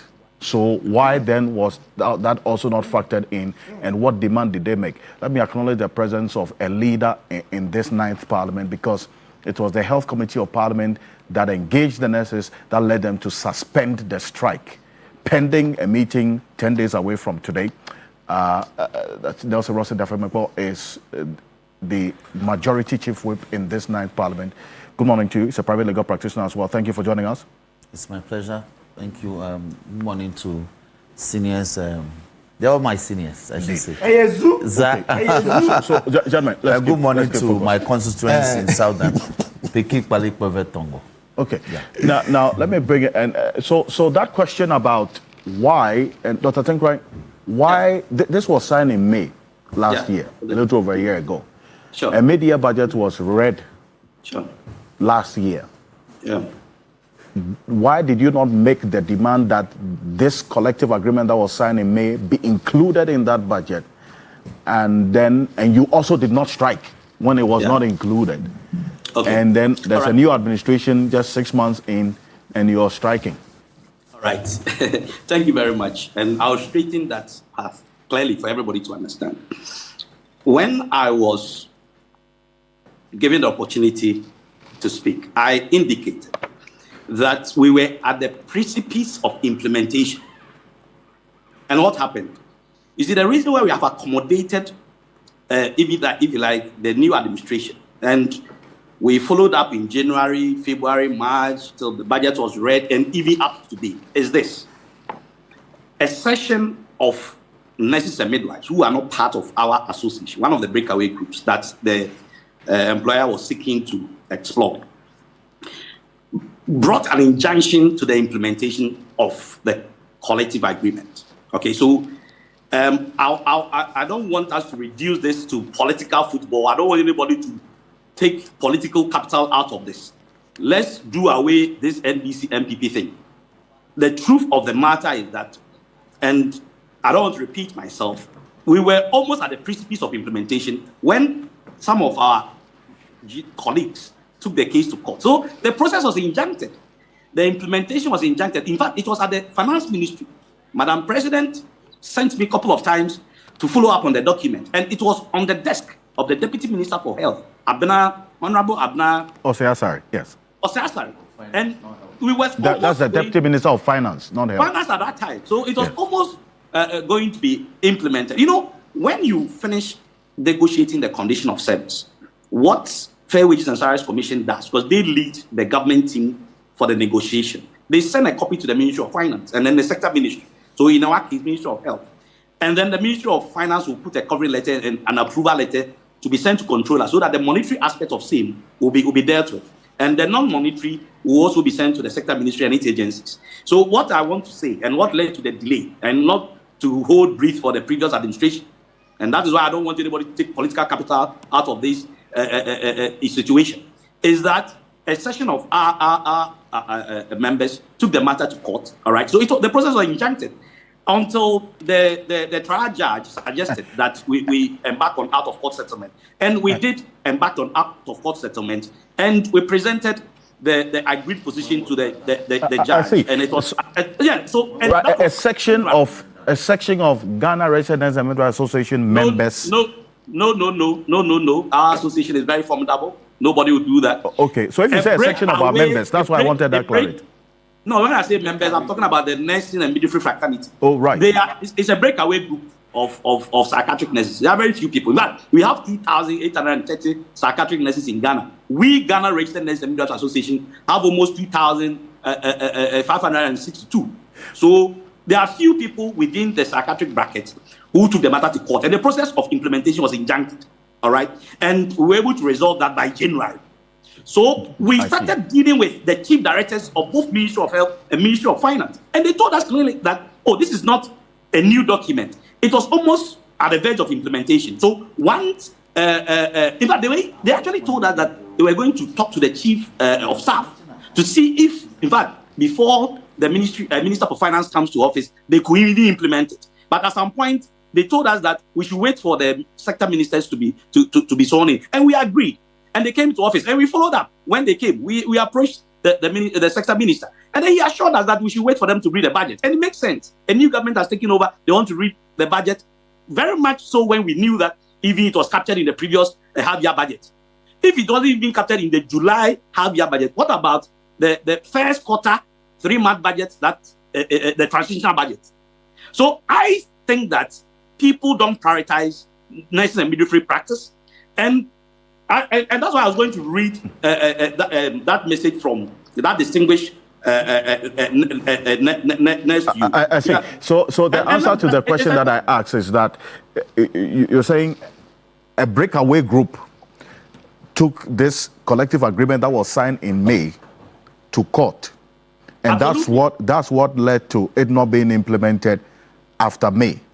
Absolutely.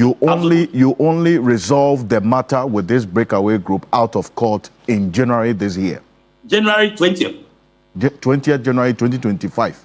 Thereabouts. It was this injunction on the implementation of this collective agreement signed in May that led to it not being implemented until now that you decided to go on strike.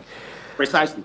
I see. So you see, and let me tell you something. So there's an intervention that Nelson Dafemekwa wants to make very quickly, because I have to bring in Dr. Makoba on this matter. Quick one. Yes, my brother, good morning. And let me commend you for the suspension of the strike or calling off of the strike. Yesterday, we actually had to make a statement on the floor of the House to commend you and let you know that we appreciate what you do.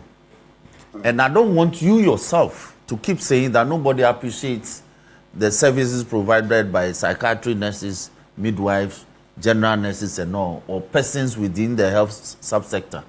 That cannot be. Because the health of every nation depends on the health of its health sector. So we value you. But the facts are this. During the transitional period, the persons you engaged with were not government appointees. There was a transitional team. The persons who made presentations and handed over notes to the incoming administration, they were not our appointees. First of all, after the transition and the new government was installed, my information is that the finance minister, for instance, was never engaged by you until after the budget was presented. That was when you engaged him to find out what had been done for you. Then you say, these matters haven't come to my attention. But in any case, there's an opportunity to do a review in the mid-year. So something can be done. But I heard Dr. Zato saying all sorts of, he speaks as if he's on a political platform. And I find him very offensive. Incompetent. Who was incompetent? How do you ascribe incompetence in this matter? The facts are emerging that there was even a court injunction. Is it known to Dr. Zato? No. That one of their own members, or some of their own members, sought a judicial process to injunct the implementation. So we can decry these matters, but we are here. A solution is being sought. Going forward, what must we do? As Parliament, We have been seized with the matter, and we want to take it forward. We are looking forward for the media. If it comes, and there's no provision, we'll make comments and suggest to government, a listening government, that this must be done. If there are provisions, we'll look at it. Would it be sufficient for the rest of the year? If it is, we'll approve of it and commend government for listening to the plight of the nurses and the group that recently suspended the strike, so they can be available to attend to the healthcare needs of our people. So this approach by Dr. Zato offends the sensibilities of everyone in this matter. He should stop it. He should stop it. And let's address the matter. Because you see, I have had the opportunity to serve this nation at the highest level in Parliament. I've seen nurses go on strike in this country within the past 8 years. I've seen the approach of government. It is markedly different from what we are doing. And that should be commended. So please, as I've come this morning, I want to commend the nurses for returning to the theaters and the consulting rooms and the wards, attending to the health needs of our people. I won't say anything to exacerbate the matter. I want to commend them. And we are ready to see to the terms of the CBA that is in place and periodically meet again to enhance it if the need if it's necessary. So, Martin. Yes, sir. I think that all of us, let's take our foot off the pedal. Let's commend their nurses. Thank you. And let's assure them that their concerns will be taken into consideration. But Dr. Zato's approach is a no. Well, Dr. Makuba, on and this Felix, matter, because before Dr. Kansi, yes, Felix says, he tells me. You mean Felix Kwachofu? Yes, the Minister of State responsible for government community. He tells me that he's never said anywhere that they met 4 times. We knew of the situation, but didn't factor it into the budget. Well, The persons, he admits that they met chief directors. Chief directors are not government appointees who are government appointees. They are bureaucrats. They hold the fort when we are in transition. If they don't communicate or these issues are not factored into handing over notes, then of course it cannot be addressed. Technocrats are not bureaucrats. Well. Okay, so they are technocrats, but they are bureaucrats. Principal secretaries we used to call them. So if these matters are not captured in the handing over note, then it's very difficult for a new government to take care of it. But now we are aware, we'll take care of it. So that is what I want to say by way of setting the records and setting everybody's edge at ease. Dr. Makuba, you kindly come in on this very quickly. On the back of what? Okay, the whole thing saddens me because we are talking about nurses as strangers, government strangers, employers. Strangers. It's your government. It's not somebody else's government. You are in it. If it goes down, you go down too. So we shouldn't be talking like that. We should talk with goodwill. We want it to work. What can we do to make it work? Great. The nurses are contributing greatly. Stress under strenuous stress, they work. And so we should commend them as he's saying. Nobody is putting any knives down. But the fact is, whatever you say, whatever way you put it, conditional service, whatever, it comes down to money. And some maniac took all the money and ran away. Where is the money? Where is the money now? Don't we live in this country? Don't we know people have stolen all the money? Don't we know it? When you needed help. The ex-president was flying with his girlfriend up there. What did we say? Did we complain that this is not right? We don't have any money? We said nothing. Now what do you expect? It went from bad to worse before this government came. So please, have some goodwill. Give him some space. I agree with what you are saying. The politician could have found some money, at least some amount of money for the nurses if they put their needs in the budget. But unfortunately, they didn't. For whatever reason, they didn't. That's understood. That can be fixed. Yes. Going forward, let's talk with goodwill. Please, what are we going to make this thing work? This is the only time, I'm telling you that in this country, God has picked this government to fix the country once and for all. This is the last chance. How many times have you seen one party have this majority so they can pass any law that is needed to be passed? How many times? This is it. But unfortunately, there were a lot of malfeasance before this government came. So give him some room, you see. That's not a goodwill. I'm not saying that nurses should stop. No. You didn't become a nurse or midwife so that you can stop. You have family too, you have to take care of. We know that. But please, be careful. Have compassion. That's how nurses and midwives are supposed to be. Your healthcare deliverers. That's your core value. Compassion. So please, don't let the money be in the front of everything. No. But Dr. Mahmoud, how then do you balance this position with? You see, Dr. Hold on. So the compassion that they have, and also their conditions of service, yes, which is also equally important, because yes, a disgruntledness is more dangerous than a man with a knife walking on the street. Yes. So how do you achieve that balance? Because remember, you cannot be appealing to their conscience they have families themselves. Yeah. They have to take care of their families like everybody else. So I'm not saying the compassion in a vacuum. No, you have to look at both sides. But please, have a balance. You have to be taken care of. And look, if oil prices go up, what does the government do? You don't have a choice. You have to pay immediately when that happens. There are certain things in government you don't have a choice.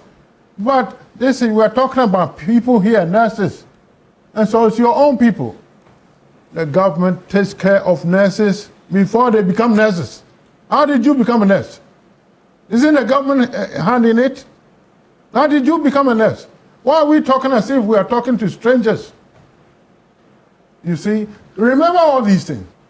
The amount of money you pay to go to nursing school is not enough to have taken care of you. So the government contributed, invested in you. So remember that when you are talking. All of us, professors are also included. The government has invested in you, so please. What I'm saying is, please, don't get me wrong. I will support nurses any time of the day. You understand? In some places in the U.S., they value nurses even more than doctors because in certain hospitals, the nurse can do everything a doctor can do. Yeah. You understand? But so the doctor can't do everything that the nurse can do. They can't do it. Please. It's not that we don't know. We know nurses are very important. We know that. But where we are now, we are in an emergency. Don't we see the emergency? We are in an emergency. We have no choice. And so let's always be reasonable. That's all I'm saying. Be reasonable. You deserve what is due you. I agree, and more. But if there's no money, what is deserved? What do you deserve? There's no money. What's going to happen? That's the question. In the end, there has to be money. There's no money, and if you see that things are getting better, have hope, and you have to contribute to make it better so you can get even more. Not jettisoning the whole thing. You see, that's what I'm saying. That is not right. That is not appropriate. Right. Dr. Asante Korobia, in the end, the most important thing is that, yes, this strike has been suspended. And Dr. Tenkwa, there's going to be a meeting in 10 days from what I get, correct? Absolutely. Okay. And what's the intent of this meeting? Well, okay, so when our colleagues met them, and let me just correct this impression being put out there, as if the nurses are not compassionate. They are very compassionate people. And I'm encouraged by what the leader has said, Honorable Damatja. If I got your name wrong, please forgive me. We need to move forward. At least we met. We are not saying that you should pay everything. So the 2 billion that the Deputy Finance Minister was saying, we are not saying that pay everything within this fiscal space if the budget cannot contain it and break the back of the economy. We are very responsible intellectuals, and we understand the nuances of the economy. What we are asking is that we can stagger the implementation. But don't tell me you want to defer it to 2026. Anyway, that we have gone past that stage, so I don't want to go there. But I'm encouraged by at least what the leader has said, and we are also committed to the process. And don't let anybody politicize this. Because 2020 when we went on strike, MPP was in power, and NDC was in opposition. And nobody told us to go on strike or not to go on strike. So this seemingly attempt to politicize the strike is on an anathema to some of us. We think that it's neither here nor there. If anything at all, let me give you the history. I've been a nurse for the past 24 years. We have never gone on strike under an NDC administration. The first strike I participated was 2004. It was President Ford was in power. 2006, MPP was in power. 2016, we attempted, we didn't go. That's what Papa Game was saying. And then 2020, we went on strike. So if any political class can even say that we are aligned to a certain political party, it should be MPP, it shouldn't be NDC. And leader, please, I beg you, caution those supposedly journalists that support your administration, that they should be mindful and they should be minded. And that's what I'm saying, that when COVID broke, they were not as men as they are talking on radio station. Dr. Tengwa, I want you to, you see, because you've been addressing the issue, let's stay on the path. We agree. You know, because if you were going into that path, you know, for us, as a journalist, we also worked during COVID. I mean, we didn't have a break. So it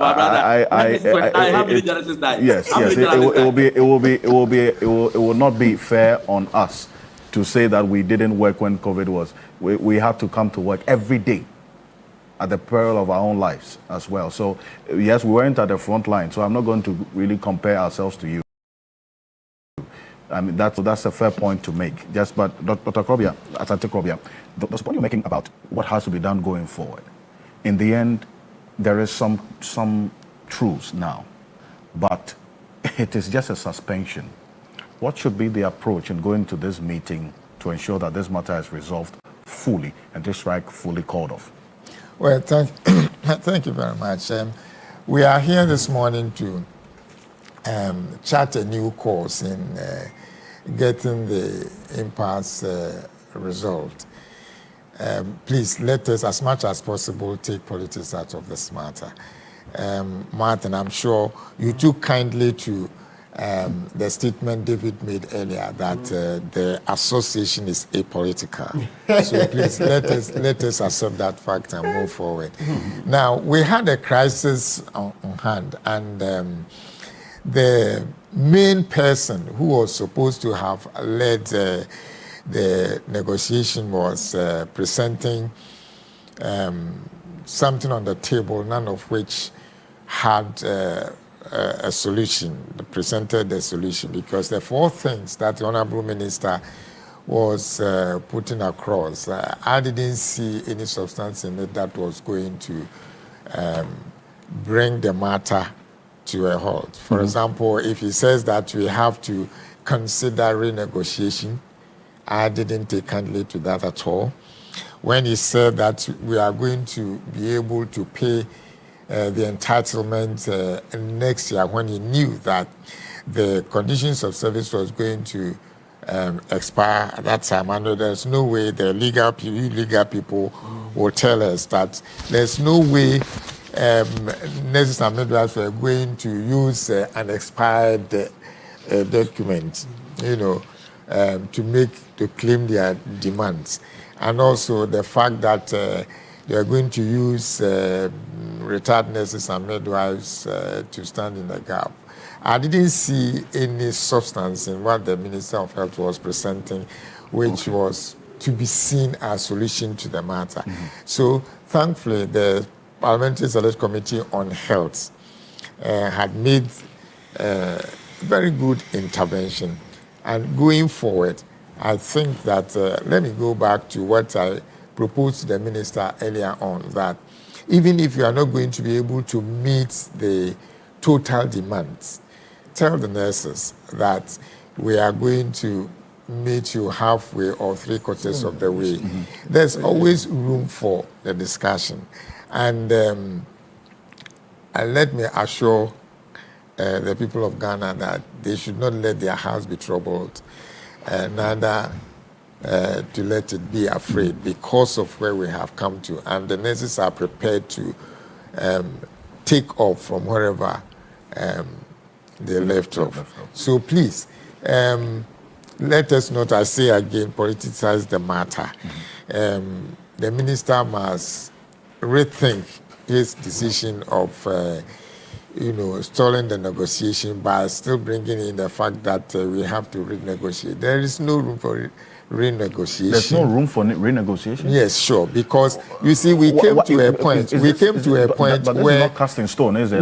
We came to a point in the discussion of the matter where implementation was non-negotiable, because the document is a living document. It is a collective agreement, and all the things that the minister was calling for had already been taken care of. We all are aware of what goes on during negotiation, where the labor expert will tell you, when the nurses and midwives says we want, let's say, 3 bottles of water for our people, and the employer says it is going to be costly, we will give you 2. And then we go on through negotiation, and we said now, yeah, we will give you 1. Once the 2 parties accept that 1 is what we are going to give, where is the where is the pressure coming from? Where anybody will want to think that we have to come back to the negotiating table when we know that that has already been done. So I will plead with the Minister of Finance. I will plead with the Minister of Finance. Let the 2 ministers put their heads together, and I'm sure they will get the support from the Parliamentary Select Committee on Health to deal with the matter with a pragmatic solution. Okay. And the solution to the matter, I keep saying, is in the hands of the 2 ministers of Health and of Finance. Okay. I do not think that we have to go back to where we were when negotiations stalled, because we all know the breakdown of negotiation was the result of what brought us into. So this point. Tell the nurses and midwives there is a light at the end of the tunnel. Tell the people of Ghana that nurses and midwives are not going to go back to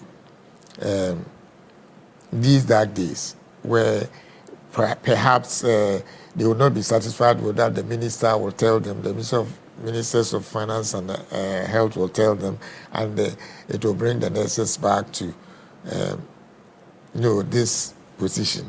The fallback position of the minister must be that, yes, we will find money to pay the nurses and midwives. And I'm sure there is money sitting there. Let not anybody think that there is no money. You're sure there's money sitting there? Yeah, there is money. How do you know that? There is money. Well, there is always the contingency. The contingency fund we can fall on it, and then the bottom line of the matter is that we have come to the point where we have to deliver a solution to the problem. The solution, which I keep saying, is in the hands of the minister, and there should not be, nobody should bring the nurses back to the table to say that we are renegotiating. That mustn't be that. I want to ask a question. I'll go back very, very quickly, and I'll come to, yes, quick one. The delay of the implementation was not due to the government of the day. It was due to part of your association. They took it to court. So why are you putting all the blame on the government?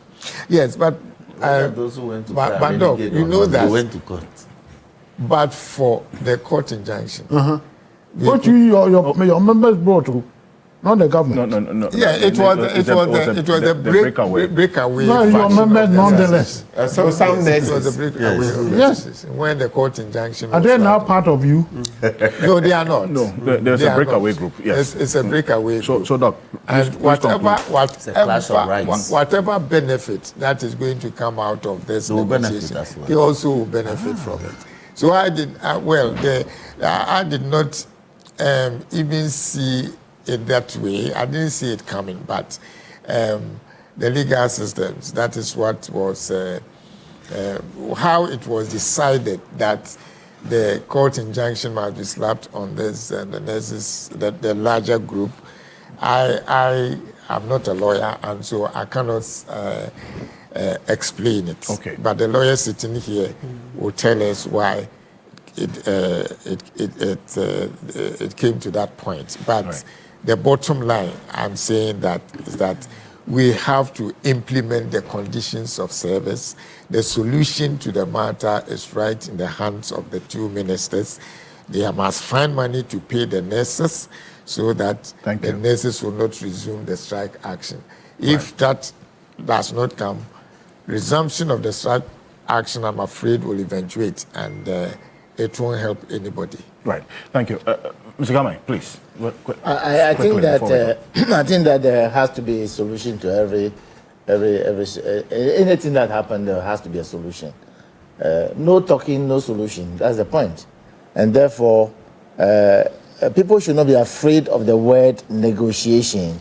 Negotiation is about talking. It's about engaging. It's about conversation. When I leave here just now, I'm going to teach people somewhere about this same subject matter. Mm-hmm. So I'm pleading with them. They should not use the word even resumption again. I think they are capable of going about solving this matter without any form of resumption again. Mm-hmm. A lot of work has been done by the nurses getting to where we are. And also, it would be wrong for me to leave here without saying that even if the agreement expires, it lives on until another agreement is signed onto. That is the law, that is the agreement, that is the rules that governs the procedure of any form of negotiation. And the nurses and midwives will be worse off. Because no, they will not be worse off because they wouldn't have had the opportunity to reap the benefit of the a living document, which is rightly. CD is gaining strength, so don't be worse off. Okay, gentlemen, thank you. And Dr. David, take 1 minute on this. What posture are you going into this meeting with in the next 10 days? Quickly. Well, I think, thank you, Alfred. I think we have a lot of respect for the Parliamentary Select Committee on Health. And if what Honorable said was anything to go by, we believe that they will, at least so we agree that 4 out of the 8 items should be dealt with now.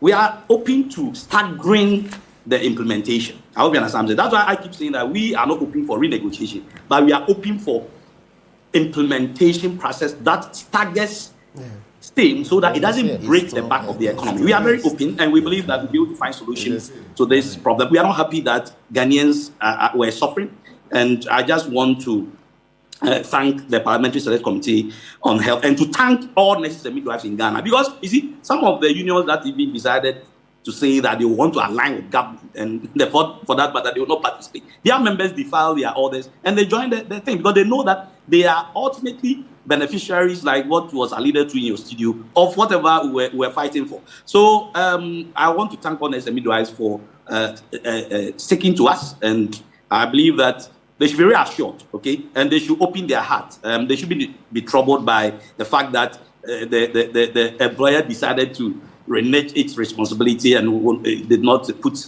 our concerns into the budget. I believe that the Parliamentary Select Committee will be able to help us resolve the matter, and they should treat Ghanaians with respect and decorum, and so that tomorrow when something happens, they will be the chief advocate for us. Thank you very much for the opportunity. Well, that's Dr. David Tinkra is the General Secretary of the Ghanaian Registered Nurses and Midwives Association. Honorable Dafemko, I need to move on to the next issue. Yes. 1 minute. In a minute, please. In 1 minute, I need to move on quickly. Let me again commend the nurses and the health workers. Let me also indeed commend my leader in Parliament, the Honorable Mama Yariga. He actually led the negotiations and gave the assurance, some understanding, some MOU have been had. And I believe that in 10 days when we meet, there will be more positive news for the nurses. Look, we are interested in improving our health delivery system. So there's no way this government would have allowed this strike to protract. So to get the majority leader and leader of government business to actually lead the negotiations, to call them to Parliament that, look, come, let's engage. And they came, and we engaged, and we had this understanding, ought to be commended. And Dr. Tinkra, let me assure you that in 10 days' time, we'll have more positive news. We'll be able to do something for you in the mid-year budget. Amen. I don't know the content yet, but the fact that you are asking for some staggered payments, that the payment should be staggered, is also part of renegotiation, like Honorable Austin Gamen has said. I'm taking notes. No. I'm taking notes. I'm telling you. I am telling you that these negotiations was led by my boss, the Honorable Majority Leader. You think you go and speak, give you assurance, and then go to sleep? It won't happen. Well, I believe you. No, it won't happen. You will deliver. That's why. Okay. No, even the nurses are commending him on social media. That's why I'm commending him for leading this negotiation, and he won't fail you. And we, his backers, as part of leadership, will support him to make some that finance minister will make some consideration for him in the media. Otherwise, his own reputation and reputation of his caucus in Parliament will be on the line. Okay. So it's a way of assuring you that he will lead this charge. There will be some respite for you. I am happy that you're asking for some that the payment be staggered. Okay. We'll look at it. Right. You will be accommodated. So be assured and assure your members that we'll do this and the government will listen to you. All right. So Thank you. Thank you very everybody much. should be patient. And let's go back to work Nelson Ross and handle our patients as and when Majority they come Chief to Whip. So the various health centers. You say you're taking notes, and thank you, Dr. Kweku Asante Krobia is the former president of the Ghana Registered Nurses and Midwives Association of Ghana. Thank you for coming. He's going to take leave of us. Also, Mr. Austin Game, the Honorable Austin Game, is going to be also taking leave of us. A Labour exec, former Deputy Labour Minister, and then also former Member of Parliament for the people of the North Tongue constituency, Dr. David Tinkran-Chum, also General Secretary of the Ghana Registered Nurses and Midwives Association, is also going to take leave of us. Gentlemen, thank you. Thank you so much for coming. And a number of your messages that have come through in this particular segment of the program. The Ghana Registered Nurses and Midwives Association has continuously shown gross disrespect to other unions within the profession. Their posturing is the reason we are seeing this dwindling aspect of nurses and midwifery. In the consent judgment, the judge made it clear that JNMA erred by it not involving other unions, and also asked that they provide copies of the signed collective agreement to all the parties involved. It says, asked if that was done since January. That's the question coming from the said breakaway group that Dr. David Tinkran mentioned. And this one coming through from Dr. Kwame Asante says, good morning. It is the first time I'm hearing and on your program the reason why this collective agreement was not implemented until now. Never knew that there was a court injunction on it brought by a breakaway group of the nurses and midwives. Is it not the case that they are the cause of their own problems, you say? Kizito from Temais constituency says, why should the conditions of service become a problem all the time for government institutions? Can't this be solved once and for all? And why workers also be employed before demanding their conditions of service? It's a continuous one, just so you know, it's not cast in stone. Fred Forson says, good program and good conversation. Can you put out the demand of the GNMA so that the taxpayer can see it? So I put it out earlier before we started the conversation this morning.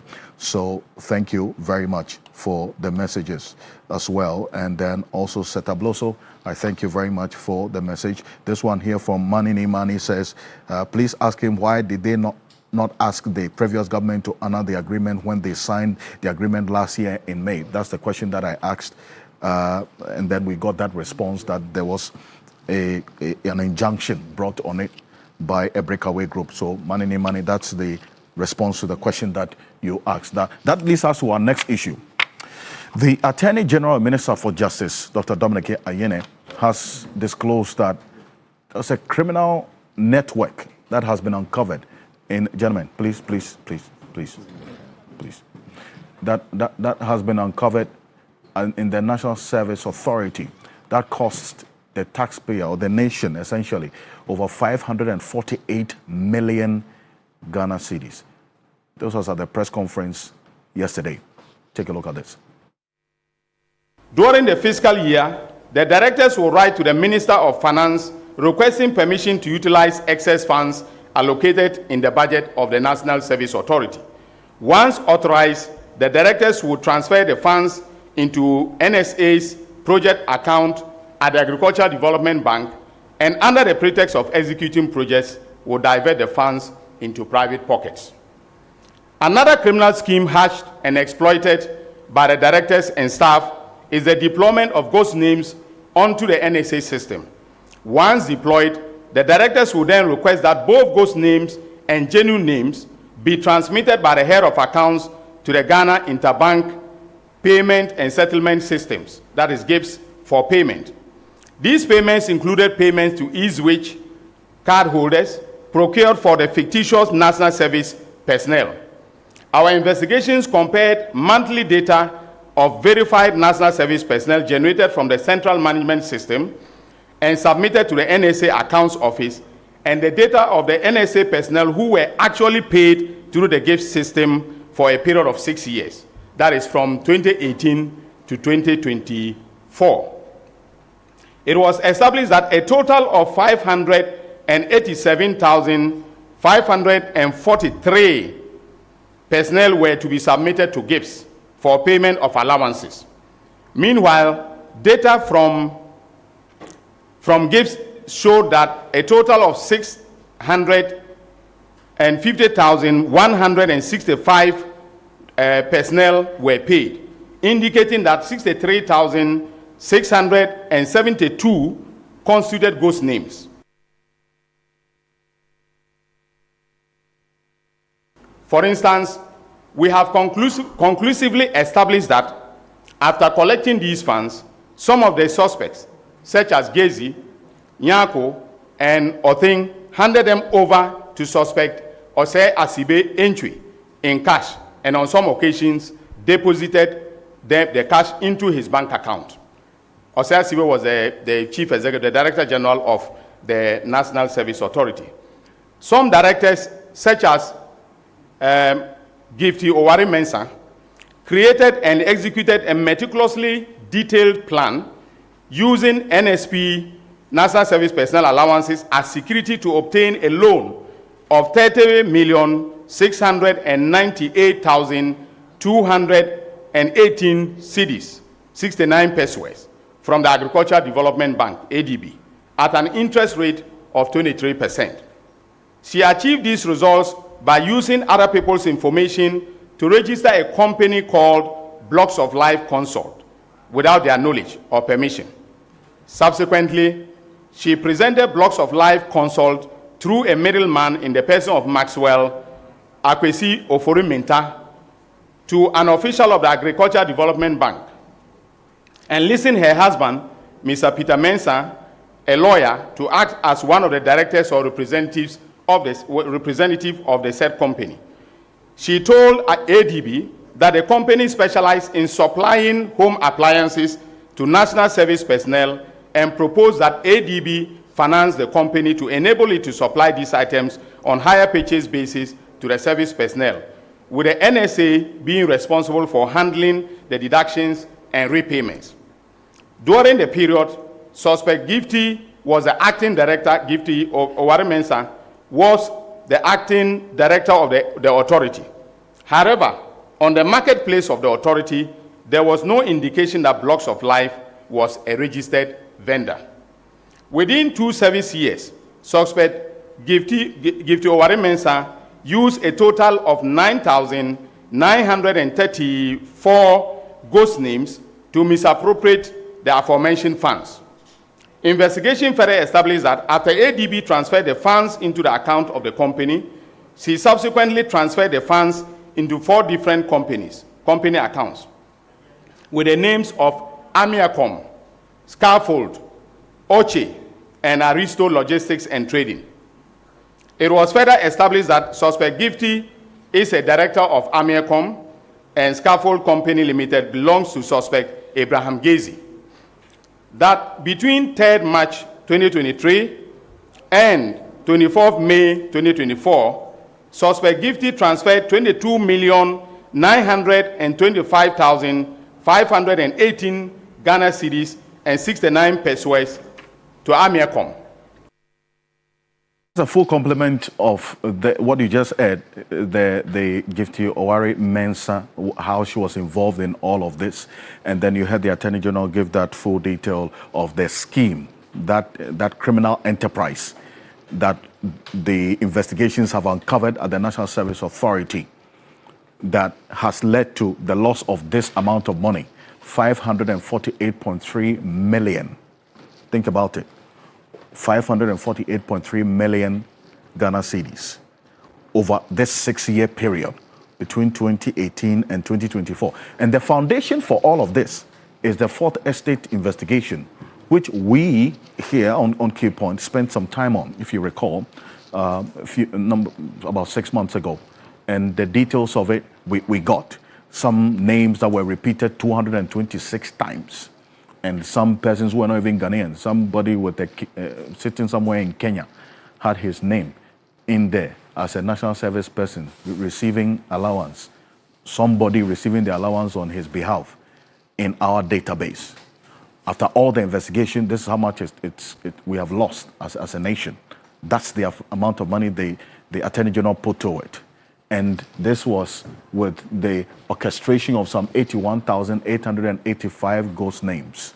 And this was all through a scheme, which the Attorney General says was an entire enterprise involving the top hierarchy of the former National Service Authority, the Director General, Deputy Director General, the previous Director General before the immediate Osei Asibe, and then also Yusuf, who became eventually the Minister for Youth and Sports as well, and then the Deputy Director, the Head of Accounts, auditors, and then the marketplace, that's the vendors who are supposed to be working with the National Service Authority to ensure the integrity of the system. According to the AG, they were all part of the enterprise that led to all of this. This is the breakdown that he gave. In 2018-2019, some 25.8 million was lost within that period.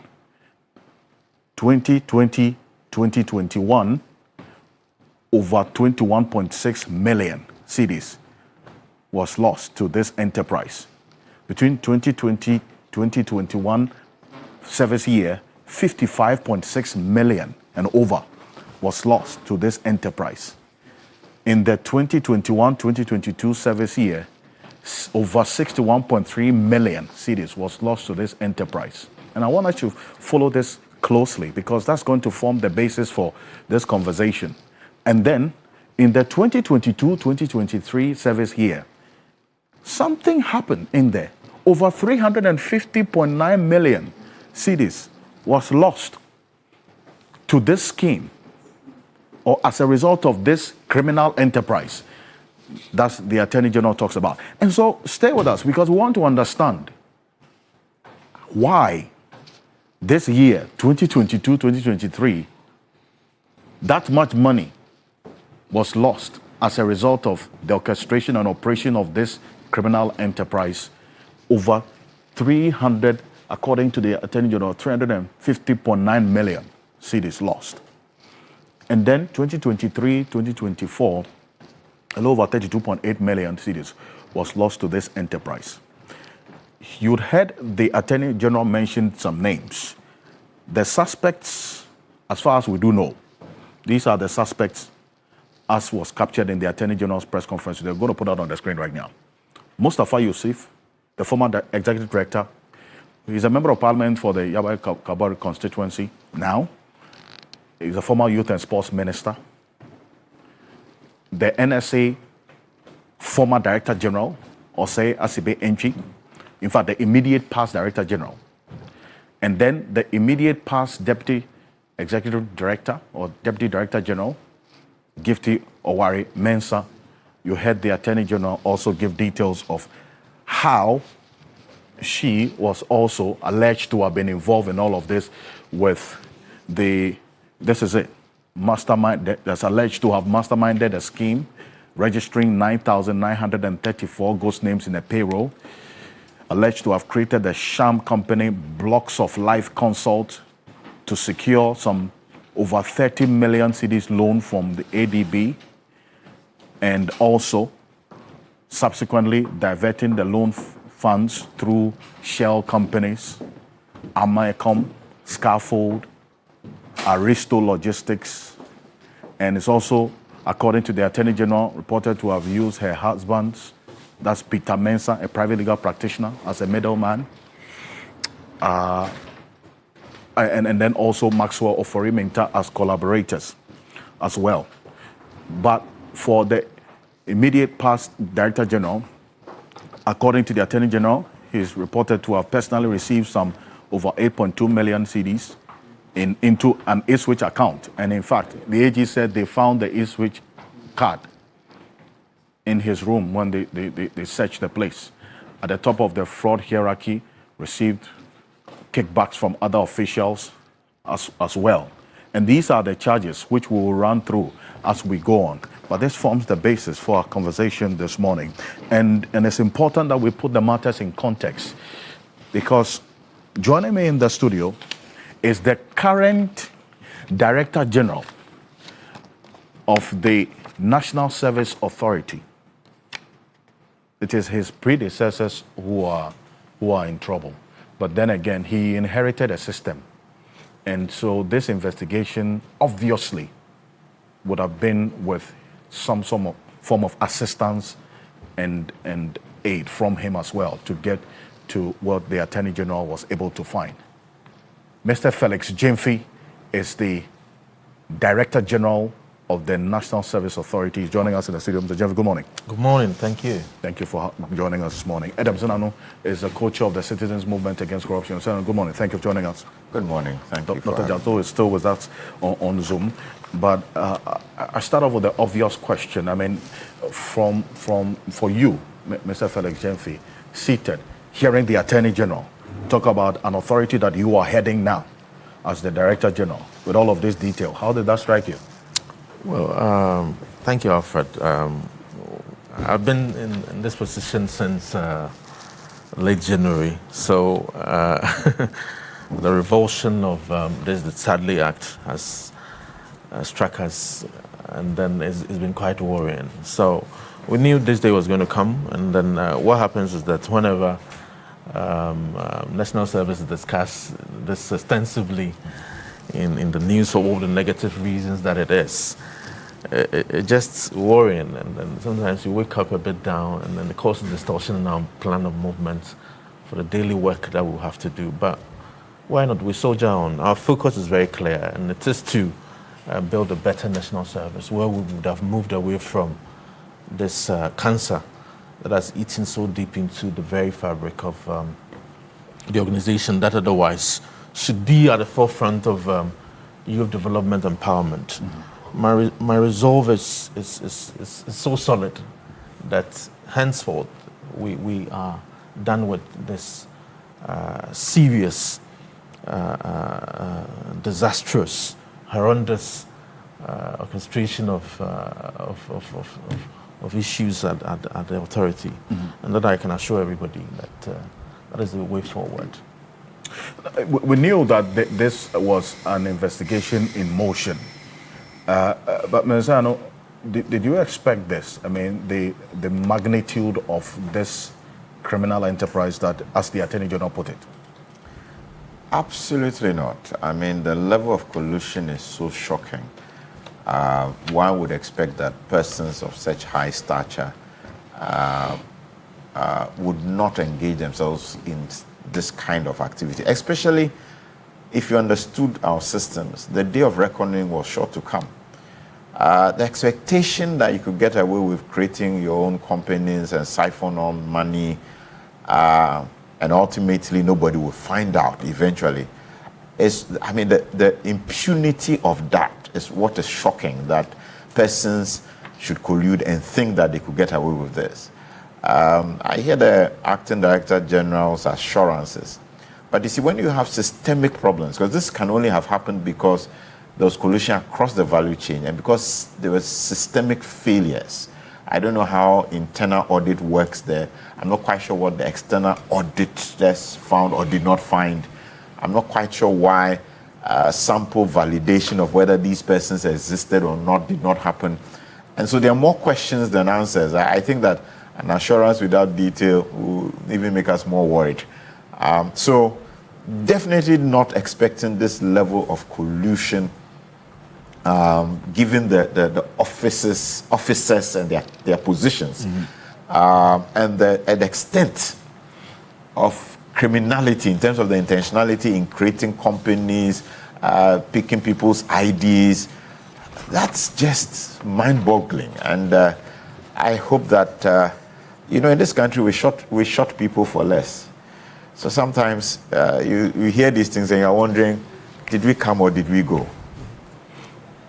Well, if you don't mind, very quickly because I need to move. All right, Mr. Sinanu has alluded to the comments that I made. I'm very mindful that this is a TV program, but if we were have enough time to go through what backs the assurances that I've given, I would give, and then we'll leave nobody in any doubt about our commitment to clear away this mess.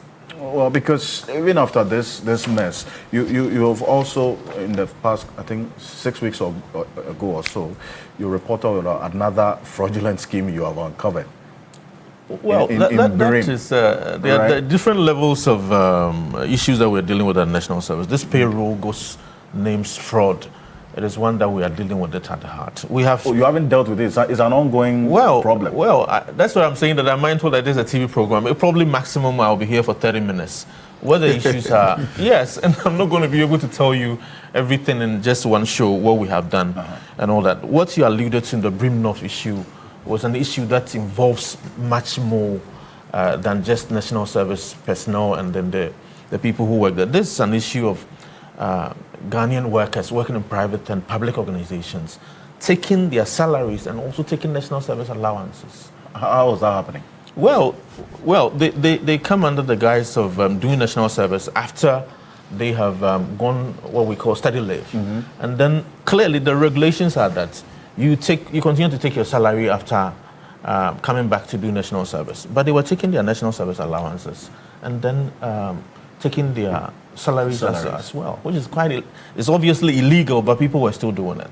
We know it's in the system and we've been tracking it for a while, but this time we had clear evidence and we acted. So apart from this ghost names matter, there's this other issue as well. Of course. Is siphoning money from the state. It involves thousands of people, and that's why we acted on Brimnorth. And the morning I heard about it, I interdicted the two individuals and asked that nationwide, we know and suspected the people who are involved.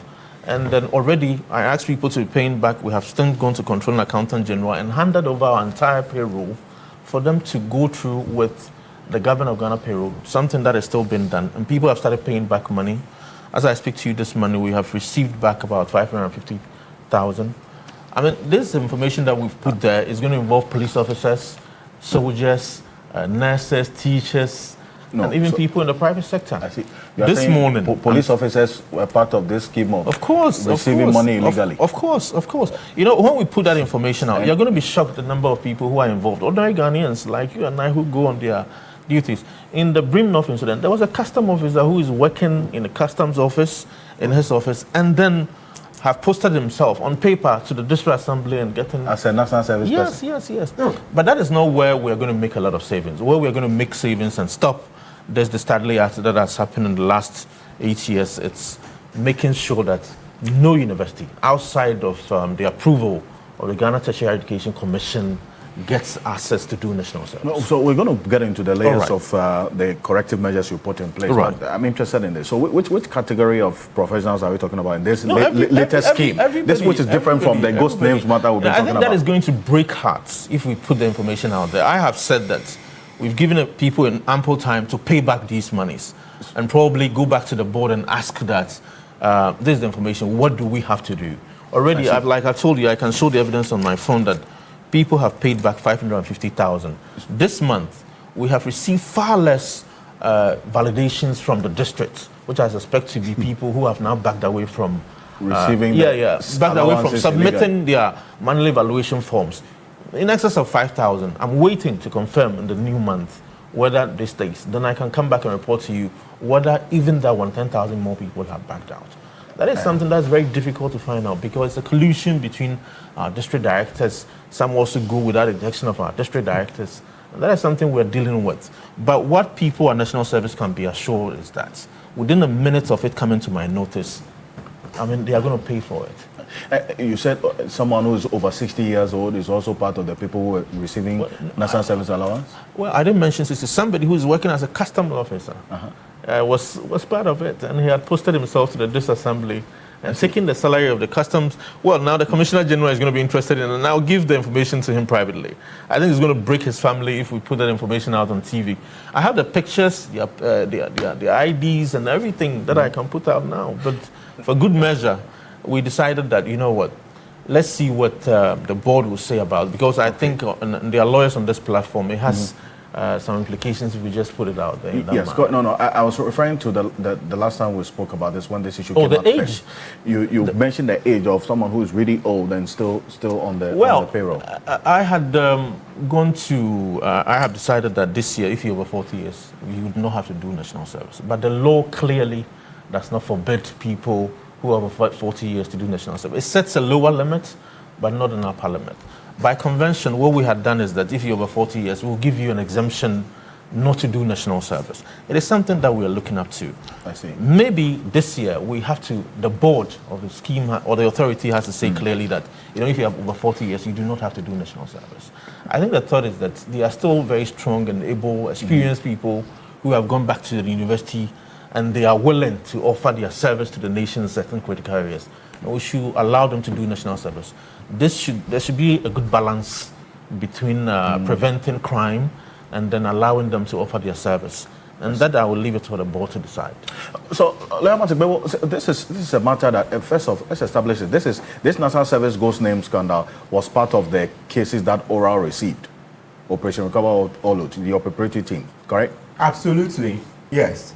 And it was part of the report you submitted to the president? Yes. Okay. And actually, we also met some of the Fourth Estate management in person. I remember Suleiman Abrahima came with at least two other officers, Seth Bokwe and another person I suspect. Yeah, but he came with a delegation and then, gave more insight. And, subsequently, he also came here and did a presentation during the key points, one of the editions, right? Yeah, so we took it on, did the report, yeah, and then I remember how Honorable Ablakwa was shocked, when he saw the numbers, especially the Kenyan details. Some of the people in Kenya had their details on the NSA database, etc. So it's good that finally it's coming to fruition, that at least we can recover some money, Yesterday I was asking a question that so it's good director is here. Director, Attorney General said we'll recover over 500 million. I want to find out, is that 500 million separate from what is going to court? You see, because I understand some are doing, coming to talk, plea bargain, some non-prosecution. They have non-prosecution agreements with some. So is it what they are returning, those who will not be prosecuted?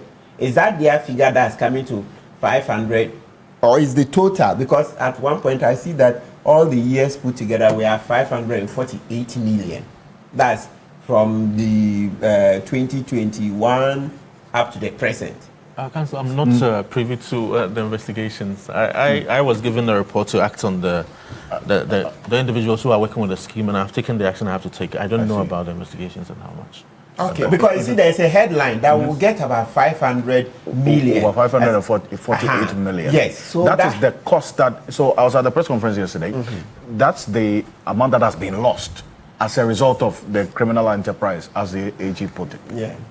But that's as to whether we can't recover. As to whether that full amount can be recovered is another conversation, because he indicated that some of them have used the money to buy cars, invest. The cars we can recover, but cars, you can't get the same value. Exactly. So it will reduce. And then he says, for some people, the cases will go to court. Yes. He's not interested in this. The plea bargain. So that means that it's not the total that we'll get. Yes, that's the key thing. It's good we clarify that, because before the press conference, we had seen some news portals saying that we are getting back over 500 million. No. So it means that that's not the figure. Okay. As time goes on, we'll see exactly how much we'll recover to the public chest, and then. But how did the details strike you? I mean, hearing what the Attorney General said yesterday. I'd already been numbed by this. I mean, long before. I mean, relatively months ago. You remember it was a month or so to the elections when the Fourth Estate broke the story, and then they ran to the NSA or CCB and ran to court, and then they engaged A+, etc., killed the story, all those shenanigans and all that. So that was when we got the shock. So you see that the figures that were mentioned initially were far higher. Yeah, they were into billions. I lie. Yes, but I see that now with investigations, the figures have come down substantially. So these being smaller figures, I couldn't have been shocked. The shock came sometime last year, close to the elections, when the story broke, and then they ran to the court to gag the Fourth Estate and other media from publishing it. Then the matter was also even reported to the OSP. So that's even one angle we'll be finding out. It may, because OSP hasn't said it has closed its docket, so perhaps we should be finding out in due course what's the angle, which side. It means that there's a corruption element that also will be going to court, or what would happen, right? Yeah, so that is it. That is it. And as I say, the key thing I take from this particular story is that, when Akufo-Addo was in government, we kept saying that, hey, your government is corrupt, your government is corrupt, your family is benefiting inordinately, etc. He kept denying that he has kept the faith. He has kept the faith. He hasn't done anything wrong. So the more we uncover stories like this, then the more we are happy. Okay, it reinforces the point that it's good that we threw out the MPP, because can you imagine, we're going deeper and deeper in that abyss or crater. I mean, come on, you can't run a government like this. I mean, you just, and the records were there that for 8 years, Akufo-Addo couldn't beat John Mahama's record. For me, that's what I'm still in shock over. You prepared for over 40 years to become president. Took on every president, even including Kufuor. Everybody from the late 70s was not good enough, except he, Akufo-Addo. Everybody who came was not good enough, except he, Akufo-Addo. Then you take office, your immediate predecessor, his fight on corruption. You couldn't even beat him for 1 year. Couldn't beat JM for 1 year. I'm like, come on, a lawyer. Because look, from the nature of our profession, you go to court, you earn your own living. Look, I'm first generation lawyer in my family. I came, 1 year, 2 years, you find your feet at the bar. You earn your living. You never have to go and beg somebody for anything. So when Akufo-Addo was coming, I mean, that's if you want to live within your means. Of course, if you want to live outside your means, you go and beg people for stuff. But you earn enough to pay your bills. So when he was coming, I thought that, okay, this man has done it for several decades, beyond 30 years. So that means that he can take good care of the public purse. Oh no, he was coming to help himself. You see, for 8 years, look, that particular record, we will never let it go. For 8 years, Akufo-Addo couldn't beat JM for 1 year when it comes to the corruption fight. So what was all the noise about? When he came, people said, this is a man who has been prepared for the job for 40 years. Now we see real leadership. Real leadership, and see what we got. Bad leadership, bad. So what's the essence of preparing? That's why I keep saying that. Then if Akufo-Addo had prepared for only 10 years, Jesus Christ, I'm sure the whole of Ghana would have disappeared by now. Yeah, because I did 40 years preparing from the 70s. All the movement for justice, etc. Yes. Oh, Professor Mwakuba is here. Yeah, we're happy that he was very objective. But Doc was one of his backers. Exactly. When he took over, there's somebody. Let's make it. They are youth.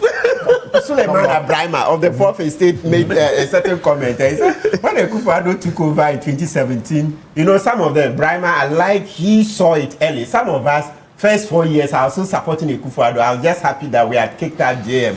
I thought that, well, the MPP owed. They had been in opposition for 8 years, so they needed to pay their debt. So some of us were slow to see that this government was really bad. But Suleiman Abrahima and Co saw it the first few months. So he posted on Facebook that, hey, Akufo-Addo was bad, etc., compared to JM. Then a certain very popular public figure in Ghana came and said, hey, Suleiman Abrahima, you are comparing apples with oranges. The point is that at the end of the 8 years, who is right? Certainly Sule saw it. Sule saw it. The big man said, no, Akufo-Addo is streets ahead of JM. At the end of the 8 years, the score shows that Akufo-Addo is the worst president we've had. With this, as we are saying now, and especially because you were privy to the details of it as oral preparatory team, and then what the AG is talking about, the scheme, as he put it, he described it as a criminal enterprise, and how all of this creating of accounts and diverting of these funds and using the NSS data to, as it were, siphon this money. This is very similar to what we had, I mean, but quite fundamental detail in this Edoboaheng one as well.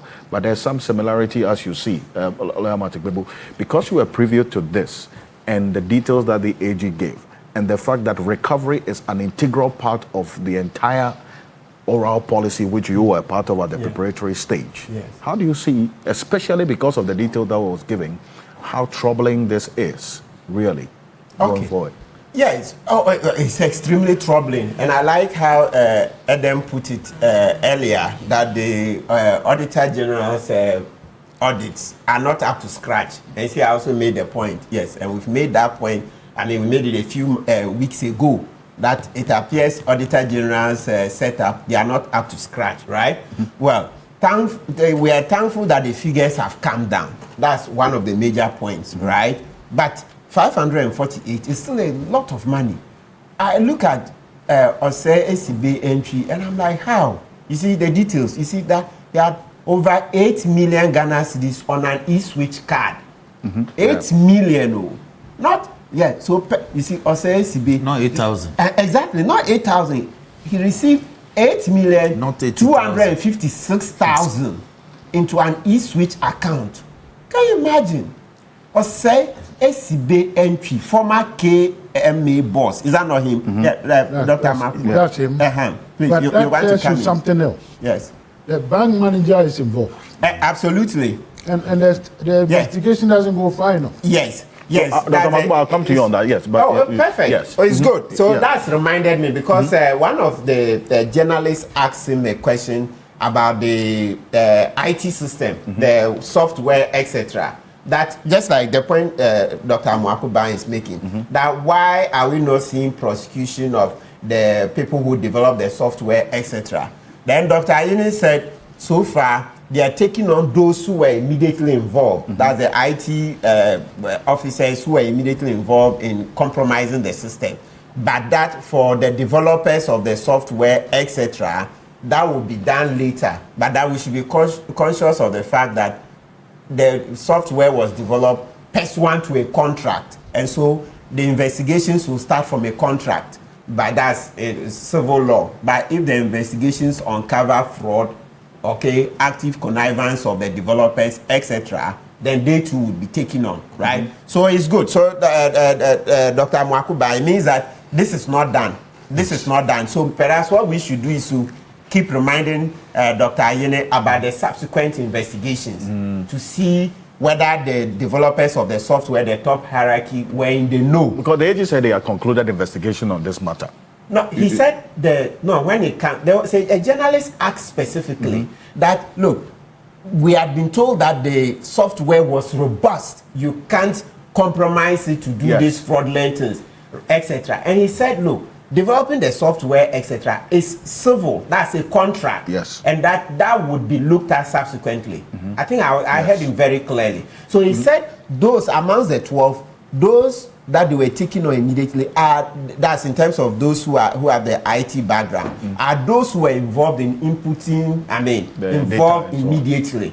But that subsequently they would do investigations to see whether the people at the top, that's the developers, etc., were also in the know and if they had any role to play, right? Yes, so for me, Osei SCB entries e-switch card with over 8 million Ghana, that's 8,256,000.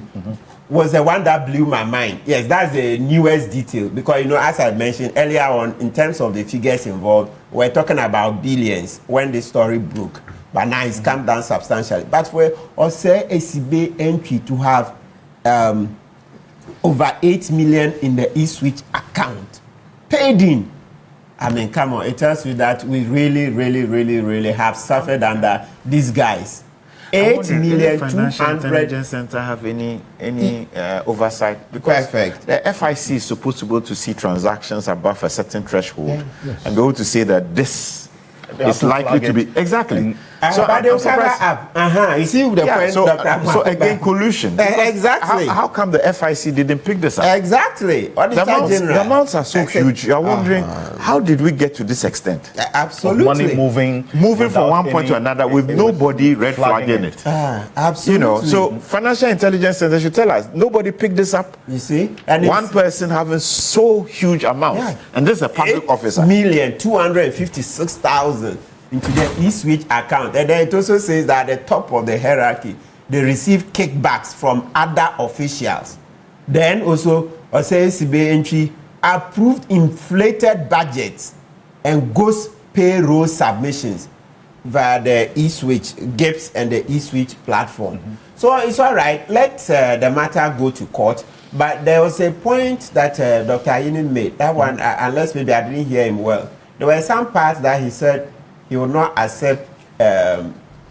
Some other persons had approached him for the non-prosecution agreement. We will beg, maybe if we get details, if they are bringing us money, Dr. Ayini, please accept. Because what I'm scared of is that if those people are coming, he says some other people want non-prosecution agreement. And invariably, if they say they want non-prosecution agreement, mean that they'll be bringing money. Let's collect the money. You see, let's say these 12, out of these 12, if 6 more bring the money, we should collect so that if we are prosecuting 6, sure. Because you remember the Godfrey Damis's famous Atu forcing case. Deep Sea brought money, they offered to pay money. Godfrey Damis said no. You saw what happened. Eventually, he was caught on the tape, compromising Jakpa, etc. And now he has all the trouble. And most especially, we didn't get the over 2.3 million euros. We didn't get that money. So, Dr. Ayini, that part, maybe if you can clarify. But he put a caveat to it. The reason why he says that these persons who came asking for this non-prosecution agreement, he was not going to, was because of the level of involvement in this criminal enterprise. Yes. Because if the extent of involvement of someone is that much, and the person comes with that kind of agreement, you would want to weigh whether to prosecute the person or to receive whatever plea or whatever money the person is bringing. I think striking that balance is also good for accountability and for good governance, isn't it? Absolutely. I cannot second guess Dr. Ayini. So I'm just making a general plea because I don't have all the facts. But the reason I'm making that general plea is that, criminal trials take some time. And even at the same press conference, he was asked or given intelligence by some another journalist who said she has intelligence that the suspects intend to frustrate the trial. They will delay and delay. I'm a lawyer, I go to court, so I know how today I'm not well, tomorrow that, and then it delays the trials, a judge will get transferred, so many things. And there are the recent cases that his own colleagues, the Opini trials, etc., some of them spanning over 6 years. So, our system hasn't developed to such an extent that you can finish everything within a year or 2. Even for judges who go very fast, the NCA trial, it took more than 2 years. You remember, TTV, it took more than 2 years. That's one of the fastest that we got. Chamberford did very well, okay? It took more than 2 years. So I'm scared that, you see, we've already done this about 6 months, right? And count out the last 6 months of 2028, because by then, JM will be leaving, he will no longer be in charge. So things will slow, even from the courts. Generally, in the last 6 months, it's not only government, executive that's slow, but in the courts, things will slow. So what we are saying is that effectively, it means that we have just 3 years to prosecute. If we are not careful, some of these cases will go beyond the 2028 elections. So me today, if I saw money, I would take the money and then reduce the prosecutions as much as possible. Because let's remember that the courts don't go as fast as we wish. And sometimes we are all parties to the delays. Today is the accused person, tomorrow is lawyer who is not well. Then the next time a judge has to go on a training program, workshop, etc. So we all in a way contribute to the slow system. So if you see money any day, I'll take it, because look, it helps. Now we see we have the nurses. Somebody made an argument that, oh, the 548 million, if we got it, then we can use it to solve the nurses problem. I'm sure Ghanaians would be happy if we saw that out of this NSA matter, we can recover 200 or 300 million to help resolve the matter of the nurses. Then those accused persons don't have to be prosecuted. You think the shame and everything they are suffering is small? It's a lot. Oh, yeah. All most of us have is our names. When your name is, your reputation is destroyed, it's difficult to recover. So sometimes let's not underestimate the punishment we give through this the disclosure, the naming and shaming. It's a lot. It never goes away, because look at OCACB entry there, right? I look at him like from KMA, he came and this is what he supervised. It's never going to go out of my mind. Mustafa Yusuf, look, somebody put on social media that they did disability sports. They went and came, and then there was some change. And Mustafa Yusuf asked them to bring that money back, and now they've seen that he was chopping other money, you see, on social media. So you see that. Well, that's without. Yes. So the point I'm making is that, so you see the naming and shaming. You see, so it's a lot of punishment. So please, sometimes we overrate incarceration, and we overrate it. Yes. Yeah. You said people were the one who cited the example that people were shot for less. Yes. When Rawlings came, he shot people, etc. Former presidents, etc. Today we are still grappling with it. Let's up the recovery. Me, out of these 12, Dr. Ayine beg, if some of them come to give, we want to return the money, let's do. As long as the details will be published. Yes, the details that so and so has returned this. Ohene Kweku Ohene Jan, Abraham Bismarck Gezi, right? Eric Nyaku, all these people. Yes, if they want to return money, we should consider actively, instead of insisting that we want to jail them. And let's not forget, when in 2028, when JM leaves, right, the next NDC administration, there is no guarantee that will continue to be AG. It may be a different AG, and other dynamics will come in. But these people would only have to plead that they are indeed guilty before there's an agreement, is it not? No, not always. There are no convictions as yet. Not always. No, he's allowed to agree. You see, they said there's a non-prosecution agreement. Yes, you can agree to take, and even there are vestiges of non-conviction based recoveries. Yes.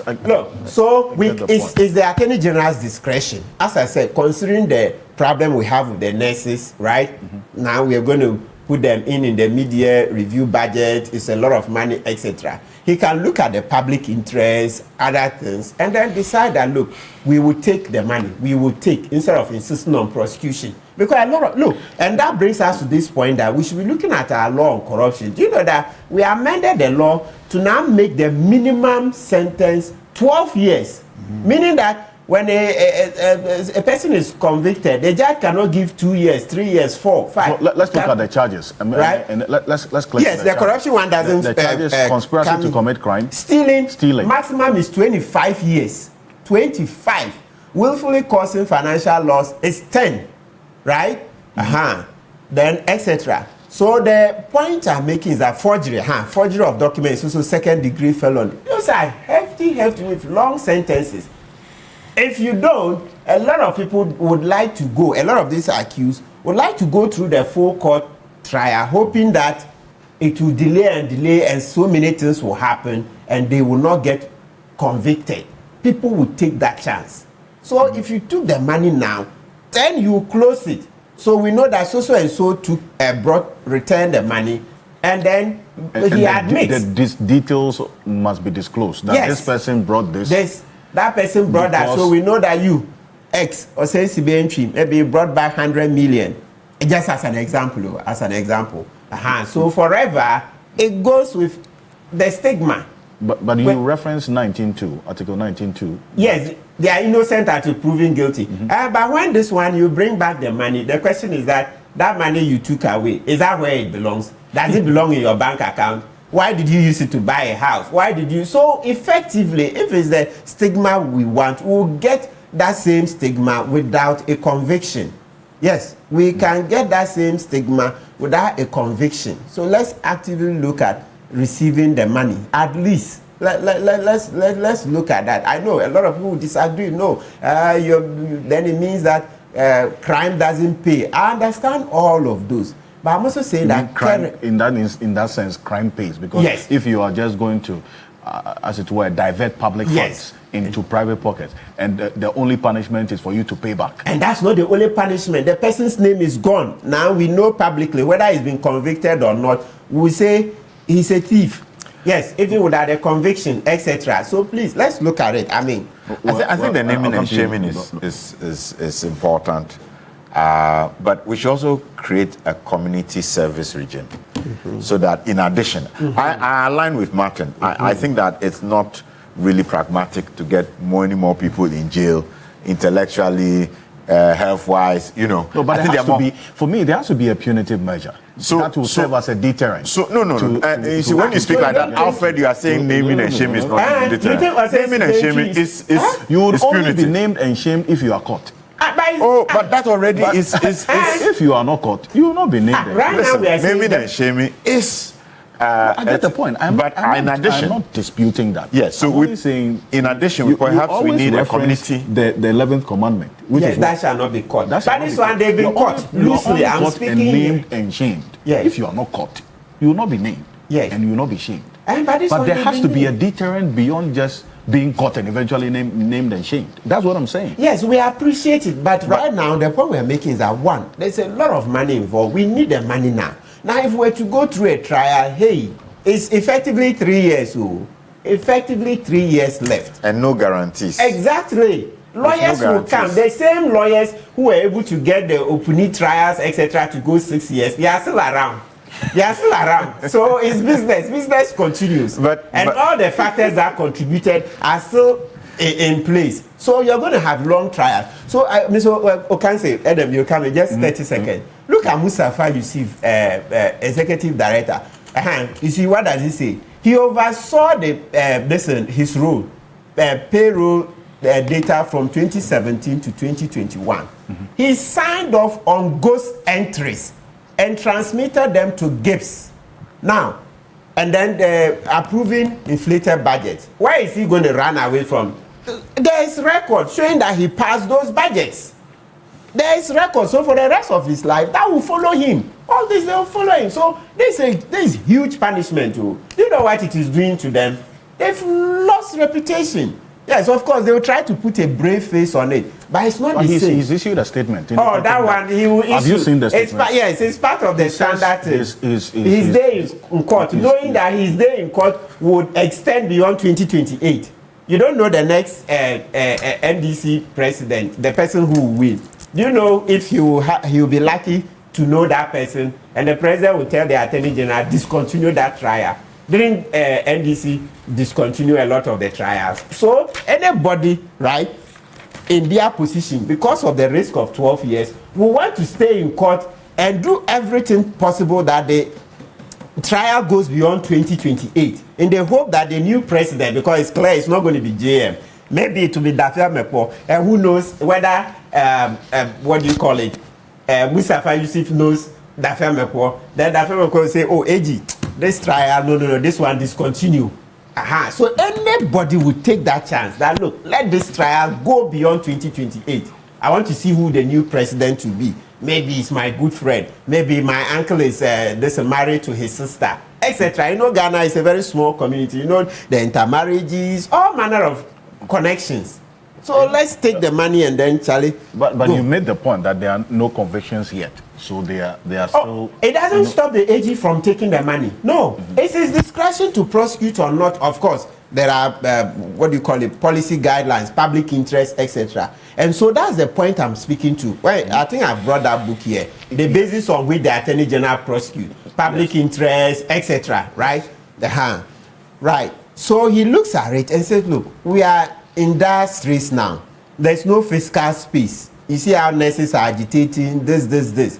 Rather than stay in court for 3 years, I want to take the money, then help solve." He himself, very good. He himself even made a point that he'll be making recoveries are very important to him because he wants to help President Mahama do the expressway from Accra to Kumasi so that the travel time will be shortened. They say the expressway, right? Yes, so we need the money. So the point we are making is that Dr. Ayine himself has already said he would make recoveries a very important, critical component of his practice, his policy as Attorney General. All I'm just saying is that the one that he says he's looked at it and he doesn't want to accept that person's what they offer is what I'm saying, that maybe he should look at it again, because now it's clear to us that we are not getting 548 million today or tomorrow. No, it's not immediate. It means that the figure amount of money. Exactly. So we don't know how much people are returning. So if some are still coming, it was just a small plea that he should reconsider. Once we are getting money, we can take it and then move on. Okay, but you see, Dr. Makoba, on this, and let me read a message from Professor Stephen Kweku-Asare. He's watching us right now. Professor Kweku-Asare, good morning. He says, there is no justifiable reason why a corruption trial should drag on for years. With the right legal infrastructure and judicial will, every corruption case can and should be concluded within 6 months from the time of filing. The problem is the abuse of process, endless adjournments, tactical delays, frivolous interlocutory injunctions, all designed to frustrate justice and exhaust public interest. This can and must be fixed immediately. There are no quick fixes, though. Well, but I mean, that's what has to happen. I was going to say, studies indicate that punishment itself is not a means of people not committing a crime. It's not deterrent enough. It doesn't deter them. Deterrent. Yeah. Because when you want to do it, that's the last thing you think about. You think about the gains you will get. It is only when you are caught that you consider these things. And so, what lawyer is saying is right. Besides, you can have a plea bargain that includes jail term. You see? By reduced. Yes. You pay this money, you stay in jail for 2 years. Why not? 3 years. Reduce term. And so there are so many possibilities. We should not look at just go to jail, then we have to feed them, and he is sick and all of that. No. It's not a very good option for the country. I see. But then again, you would still support that point about there being some deterrence to corruption. How do we achieve that? That's what I'm saying.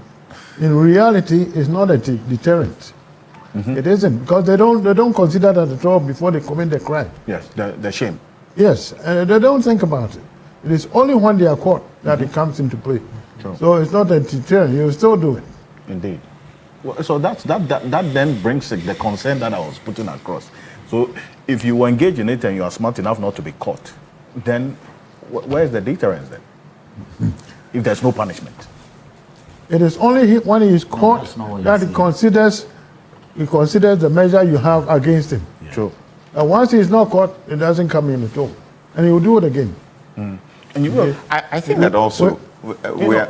Just one thing. Quick one. On talking about this, it strikes me that we must also look at, what is it? This government scheme where students, NAPCO, any organization with mass of students or people must be looked at. Yeah, yes, it's true. All Somebody of them. said that. Yeah.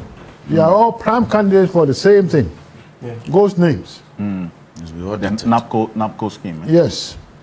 But NAPCO has been abrogated. Yes, but they you're even talking did about it before they left office. It being investigated if there was anything of the sort. I mean, I see. But you raised a question about the Financial Intelligence Center Yeah, FIC. Flagging this as to, and the bank officials of this. Why should that be a matter of Because concern? certain things cannot happen without the bank having the knowledge of it. You see, if you're transferring money, millions of cedis between accounts, no. You do it one time. Even if it's a private company and it's done one time, the company official, some officials will be notified. Are you aware this is happening, that is happening, that's happening? How come a government agency transferring 30 million on each switch, 8 million on each switch? How? No. You know there's something wrong. I see.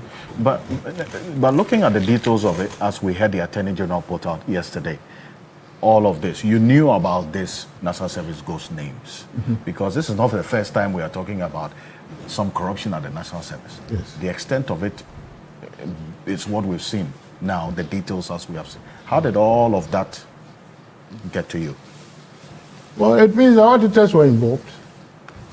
That's the first thing. The auditors were involved. Bank managers were involved. There are so many other people who were involved. These people, these officials could not have done this all by themselves. You can't do it. And the auditor, all he has to do, like, don't look at it. I didn't see it. That's what they have to do. And he gets his money. See. Well, hold on. Let me come to on this one. There's a concern that has been raised about how this can be dealt with.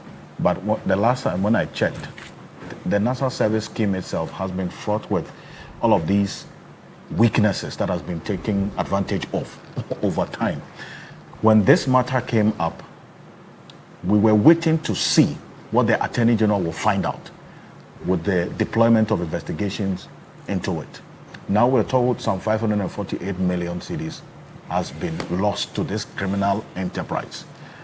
The multi-people holds a particular view, but the end product of all of this is what can be done to ensure that there is punishment, deterrence, and recovery, which is an integral part of this entire oral process that your government has put in place.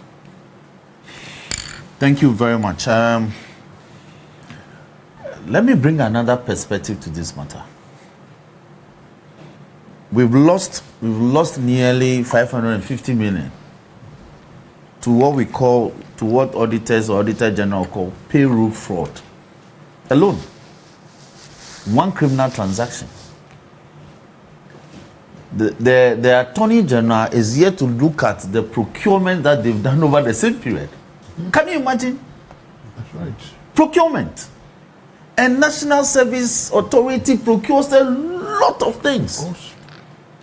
So if they can inflate service numbers. Mr. James says not a lot. I mean, but you know. No, but they do. I'll be shocked that he says they don't. They do a lot of procurement. It may not be huge figures, but they do a lot of procurement because of the numbers that they have. Now, if they can inflate staff numbers or service numbers to fleece us this way, can you imagine what they've done to the things that they procure, the overpricing and all? So in addition to auditing the numbers on the payroll and uncovering this, we should also audit the procurement they've done within the same period. And I tell you, we can add to the numbers that we've lost. But you see, it is systemic. Like Dr. Makuba is saying, the bank staffers are also part of the scheme. Indeed, we have National Service personnel posted to banks. And I wouldn't blame FIC because you see, FIC, we need to find out from Kwejo whether the records will show that FIC flagged this and there were explanations. Because if they come out with plausible explanations, you let it go. If you flag the transfer of 8 million or 30 million, and they tell you, oh, yes, we agree, but it's for payment of the service, payment for the service people's allowance. You are minded to let it go. In any case, they've been crying that allowance delays. So you don't want to add to the bureaucracy. So we need to find out whether that should not lead to the relegation of the various measures and layers to authenticate. Exactly. Then let's look at the work of the internal auditors as well. of the National Service Authority. We've converted the scheme. Was part, Good. So we converted the scheme into an authority recently. I think a couple of years ago. So it's a full-fledged authority. Internal auditors, the external auditors. So I wouldn't blame FIC, but I'll blame the setup for this.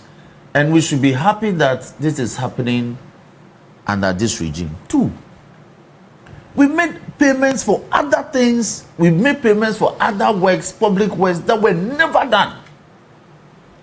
So similarly, we took money for people who didn't do any national service because we created it. In the same way, we created contracts for people and paid them monies for what they never did. Motor Angels was paid $2.5 million for supposedly doing nothing on the motorway. Motorway is now being done by Mariposa. Skytrain, $2 million. It's in court, so I don't want to read, but I want to mention that the service, how we were fleeced by the National Service Directors, it's not akin to the National Service Authority alone. National Cathedral, there's right now a galamsey site sitting in the heart of Accra. We lost $58 million for practically nothing, for actually destroying public property in the process. The Auditor General flagged a road contract that was awarded a company called Hallmark Civil Engineering, owned by Wuntumi and Doris Kwenu.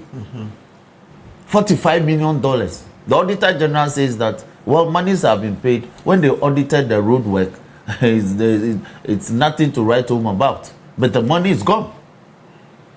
We've done that. Tamale to Wale Wale, we paid $30 million for practically no work done. It came up recently in Parliament a couple of days ago. And the current road minister, my brother, Kwame Agoja, is now demanding that they pay the money or we go after them. $30 million is not money you put in your back pocket and walk about with it. That is huge sums of money. And yet we paid it. We paid nearly $12 million. In fact, according to the Auditor General, $11.9 million on some work that was supposed to have been done on the Pualugu multi-purpose dam project.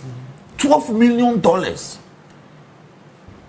City is regaining strength, but as at that rate, it's 15 cities. Multiply 12 by 15.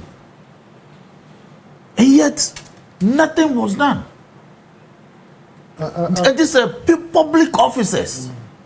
So this is how we put the public funds into private hands for practically nothing to show for it. And when you are investigated, they say it's political witch hunting. How can this be? PDS is there. Yes. We haven't touched it yet. Ambulance. Yes, ambulance procurement. Sputnik vaccines. So the kinds of things that have happened in this country, they are mind-boggling. Monies have gone down. Today we are struggling to accommodate the conditions of service, which like Dr. Mwakuban said, everything comes down to money. We are struggling to take care of nurses and their concerns. It's about money. Monies have simply been siphoned from the public system. So, my colleague Mustafa, I don't wish him this. Presumption of innocence until proven guilty is a constitutional jurisprudence in criminal prosecution. He should go to court and defend himself. I wish him all the best. But it should be a guide to all of us in public service that when you are given a mandate to exercise, you must be prudent, you must be cautious of the things, the documents that comes across your desk for you to sign. Sometimes you sit in your car and they bring you the document, you are in a hurry and you just sign. So, but like Martin said, we need the money. We are interested in is the fact that people can create companies and engage in these corrupt deals and think that there is no tomorrow is what shocks him. And yes, but like the evil mind, they are not thinking of tomorrow. They are thinking of the act. And there are so many similar acts that have been perpetrated on us. The monies have been siphoned. So, by all means, we want the money. I've done some couple of calculations. Look, if you add, for instance, the financial sector cleanup, 25 billion. In fact, they've even added 5 during the latter days of the regime. So we are looking at about 30 billion. When you ask them, I've asked the then finance minister so many times to come and explain to Parliament and the nation what were the incidents of the expenditure constituting the 25 billion later 30 billion Ghana cedis. We've all been told by his own statement that the consolidated value of the investment they had to save was about 9 billion. And yet you said we spent 25 billion, later 5 billion, 30 billion. Who were the consultants recruited to deal with this matter? How much did they charge us? How can you say you spent 25 billion, 30 billion to save the consolidated value of investments just around 9 billion? Inexplicable. And yet, he refused to come and answer to that question until he left office. Okay, I want to ask you a question. Yes. So why didn't you ask the president? What is his job? But in Parliament, it's a valid question. But in Parliament, I'm yet to see a situation where you can actually invite the president to come and answer to questions. That's why the president appoints ministers to exercise those mandates. So perhaps maybe you are asking me to ask my current finance minister to come and explain that. But I don't know whether he can actually offer any explanation. Because the money, it was, look, Men's Gold. As we speak, Men's Gold has come to Parliament. They came during the last Parliament. They've still come back with a petition that their total investment, the figures I've seen, is about 766 million Ghana cedis, was not factored into the investment saved. And yet Men's Gold operated like a pseudo financial institution. We've been asking them. And the kind of people who've been affected by Men's Gold, you have no idea. Yeah. They even wanted me to be their lawyer. So this one, but I can advocate for you in Parliament. It's such a huge investment that also need to be recovered, and yet 25 billion is gone, and we are look, the 9 billion that have been identified and supposedly saved, they have not been paid in full. In fact, the payment, if it's properly quantified, it's not up to 50%. So government still owes in excess of 5 billion to those people. Yeah. Yes. Look, a Japan royalty deal is there.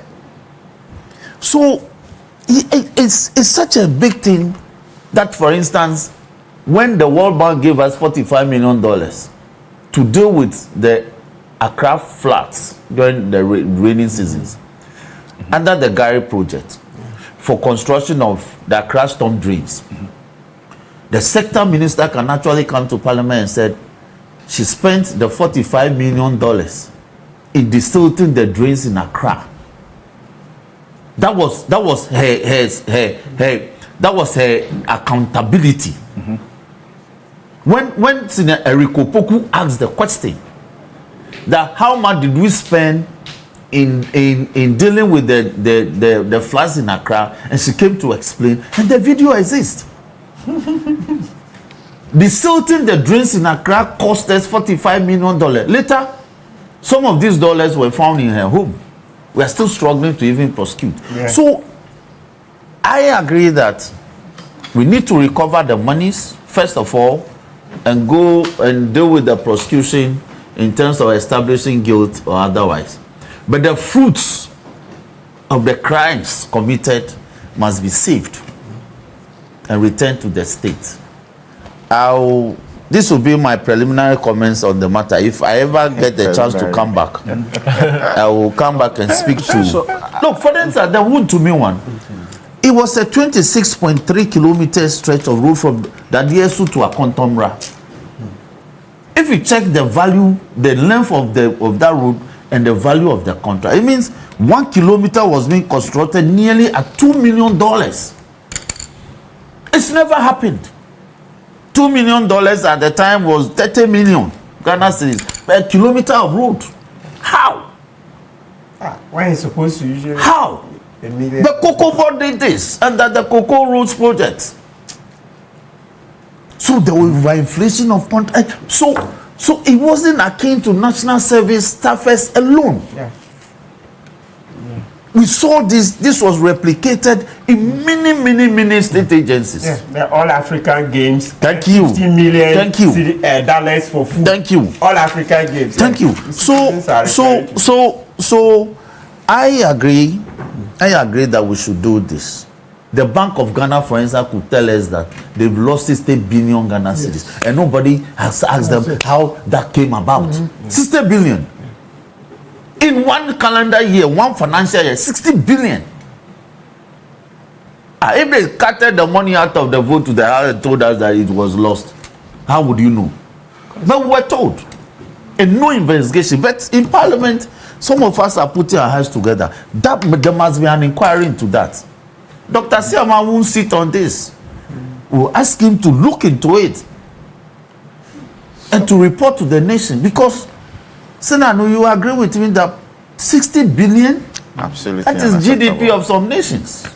Well, you see, so there are a number of messages about the position that you took, and I'm sure you probably may have also received. In order to just put the matters in perspective, at what point should a non-prosecution agreement or plea bargain be an option as against prosecution to, as it were, serve as a deterrent? Because the position the AG takes in some of the persons who came before him as well, that look, your involvement is no, it's much. simple. The law makes provision for those. So that is when you are willing to yes, you are willing to cooperate with prosecution and also testify against other suspects. Yes, that one.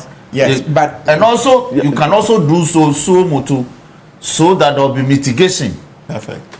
In the penal measures, not that like doctor said, not that you get off the hook completely, but there will be mitigation, allocutus, plea of allocutus. That is, if you are supposed to get allocutus, that is if you are to get the maximum, you could be granted the minimum, you could be convicted to the minimum, but the law will not be breached.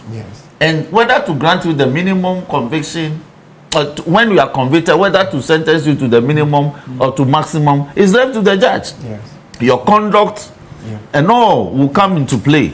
So that's for those ones. So if the prosecution, your conduct is such that they can agree to a plea that yes, you are convicted on your own plea, but the sentencing must have regard to the information you are provided in assisting prosecution to go after other suspects who were in the prelim, whose activities and role in uncovering the crime didn't come to the attention of prosecution, but through your information they have been uncovered. Perhaps they even played a greater role. Then prosecution will be willing to agree that it should be sentenced to the minimum. So let me add this one. So apart from what Honorable Dafemepo is mentioned, we also then need to clarify and make more detailed laws on non-conviction based recovery of assets. Non-conviction based. So you see, non-conviction. Yes, non-conviction. And even recently, the Mr. Jabin, the OSP, right, mentioned it. It's been there. You see, we've had small snipers of it. It's in the Yoko Act. Okay. A few, but OSP Act as well. Yes, we've not made them straight enough. We've not made them. They are not. Maybe we need a substantive law on yes, like the Americans legal have. regime. Yes, so that we'll do it nicely, very detailed. Because you see, the ones saying so to further add to what Honorable Dafemepo mentioned about when we should make it an option that look, let's collect money. So let's say. My favorite is Osensi Entry, right? The 8 million on the e-switch card, that one they weak me totally. 8 million is on e-switch card. Hey, this is the one they say, Oga, they chop the money, nyafu. Can you imagine? Nyafu. Right. So, I say Sibenchi may say, look, okay, I had 8 million 200. You lifted Senator's gloom because he's been gloomy about this, but he can't believe how he wants the money back. Yes, he wants the money back. That's why he's gloomy. Right. So I say Sibenchi say, okay, I had 8,256,000 on the e-switch card. Look, maybe I used the money, I went into farming, I made maybe 50% interest, etc. So I'm not returning just 8,256,000, but I'm returning maybe 11 million. Hey, with interest. With interest, we're going to take it. Huh? And then, sir, I also mentioned more than the amount is yes, to okay. Community, what do you call it? Service, other things. You maybe, so let's say, I don't know his profession. Then you can volunteer that I want to work for government for 2 more years or something for free. Not public office, because people are saying things like, one of the arguments people are raising is that they want the conviction so that these people cannot enter public service again. You know, under Article 94, to become member of parliament, you shouldn't have been convicted of certain offenses, and also when it comes to presidency, those things. So people want those, and then in Act 30, if you are convicted of certain offenses and you are jailed more than 2 years, you cannot serve in the public service. So people want those things to kick in. So when I say maybe Osensi will say he wants to offer government some services, etc., not that he will be appointed as a public servant, no. Maybe to be a consultancy, then he can use his expertise, work for the government for some period for free. So let's look at all those very innovative ways of getting money into the public purse. But as I've said, one thing that we need quickly, in addition to the matter of the code of conduct for public officers, is the non-conviction based asset recovery law. If you don't get it properly done, a lot of will lose money, and a lot of people will not want to plead guilty. Don't send me messages that they should plead guilty and get reduced sentences. Look, if he pleads guilty, even if it's 1 day in Insawam, it's not the length of the incarceration. No. It's the effect. When you plead guilty to stealing, you are going to American embassy, you want a visa to go to the US. On the form, they ask, have you ever been convicted of a felony? Yes.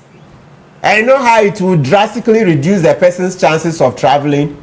So those offenses, they are serious felonies here and there. So don't just say they should plead guilty. No, they are seeking legal advice. What they would rather do is that, oh, this government has 3 years to go.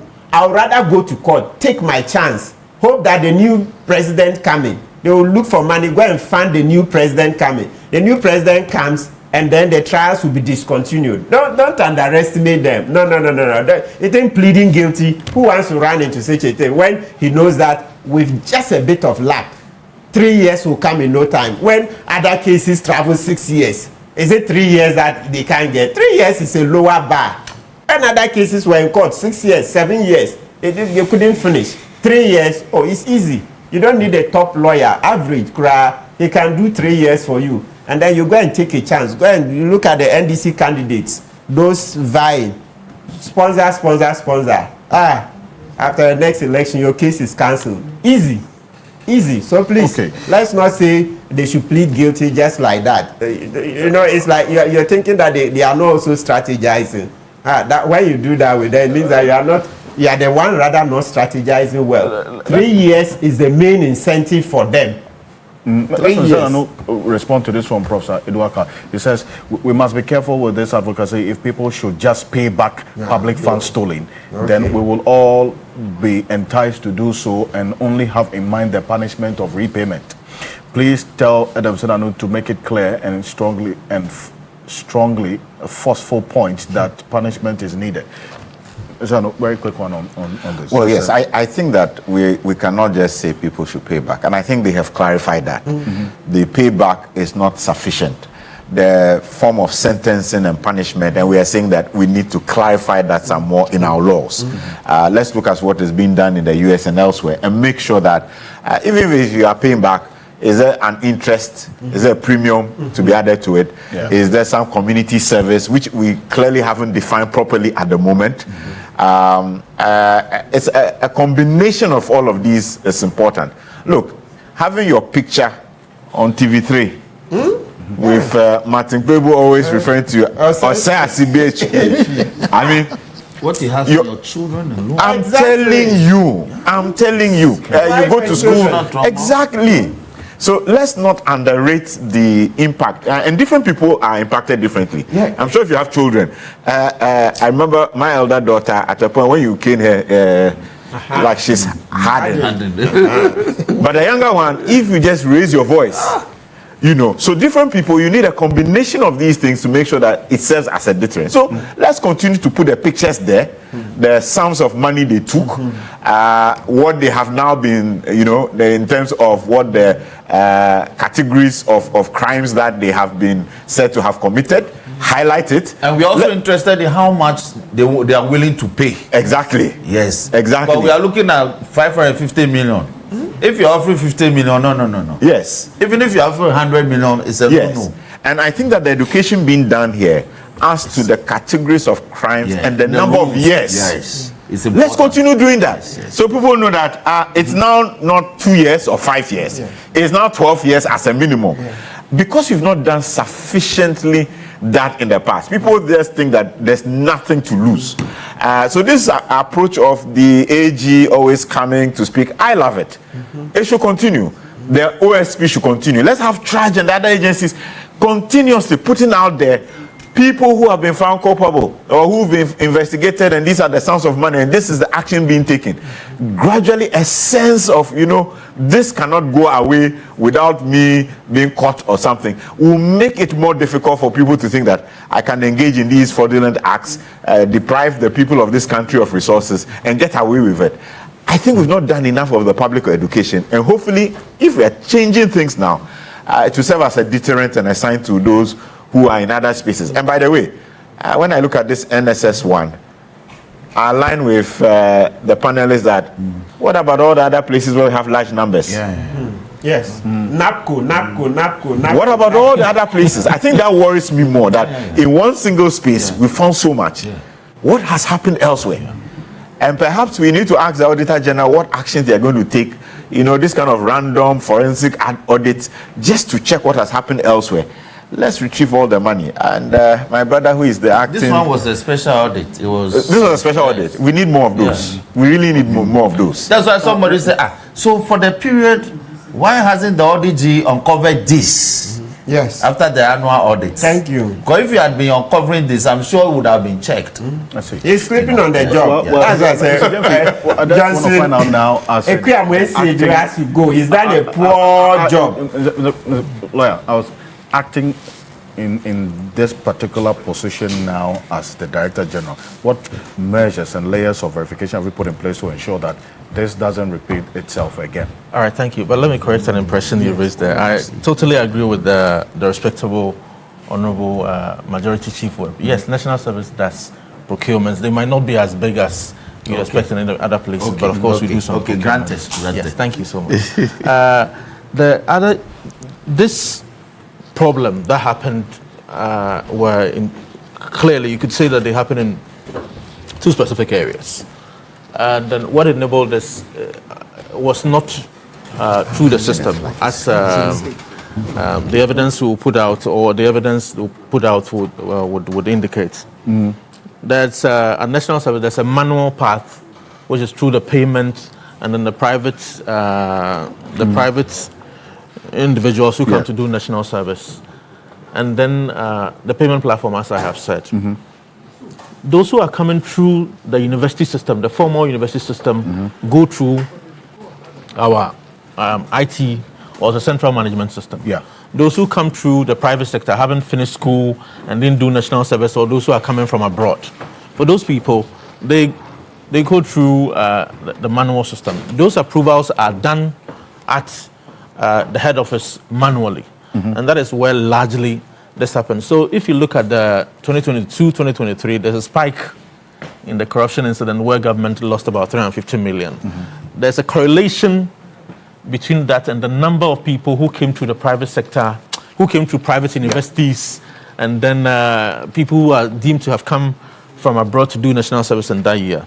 So that year alone, the National Service had people who apparently had finished universities but didn't do National Service, or coming from abroad, to the number of 71,000 people, which is not possible, because if you look at our numbers, it's not possible that you have 71,000 people coming from having finished school and they didn't do National Service, or coming from abroad. So today, the remedy for that is that if you finish university and you don't do national service, and you're applying to come and do national service, having come from abroad, you do not come straight to national service. You have to go through the university originally attended, or you have to go to GTech for them to approve that indeed you finished the school. Right. And this year, I can report to you that this has resulted in the reduction of the numbers to a mere 500.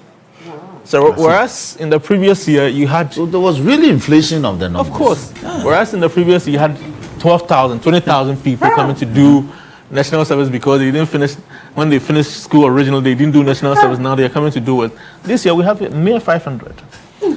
What happened also in the past was people who were coming through universities which were not accredited by the Ghana Tertiary Education Commission. And that alone produced about, 12,000 people? And that's where we had issues of people coming and they were 80 years and the Kenyans doing national service and all that.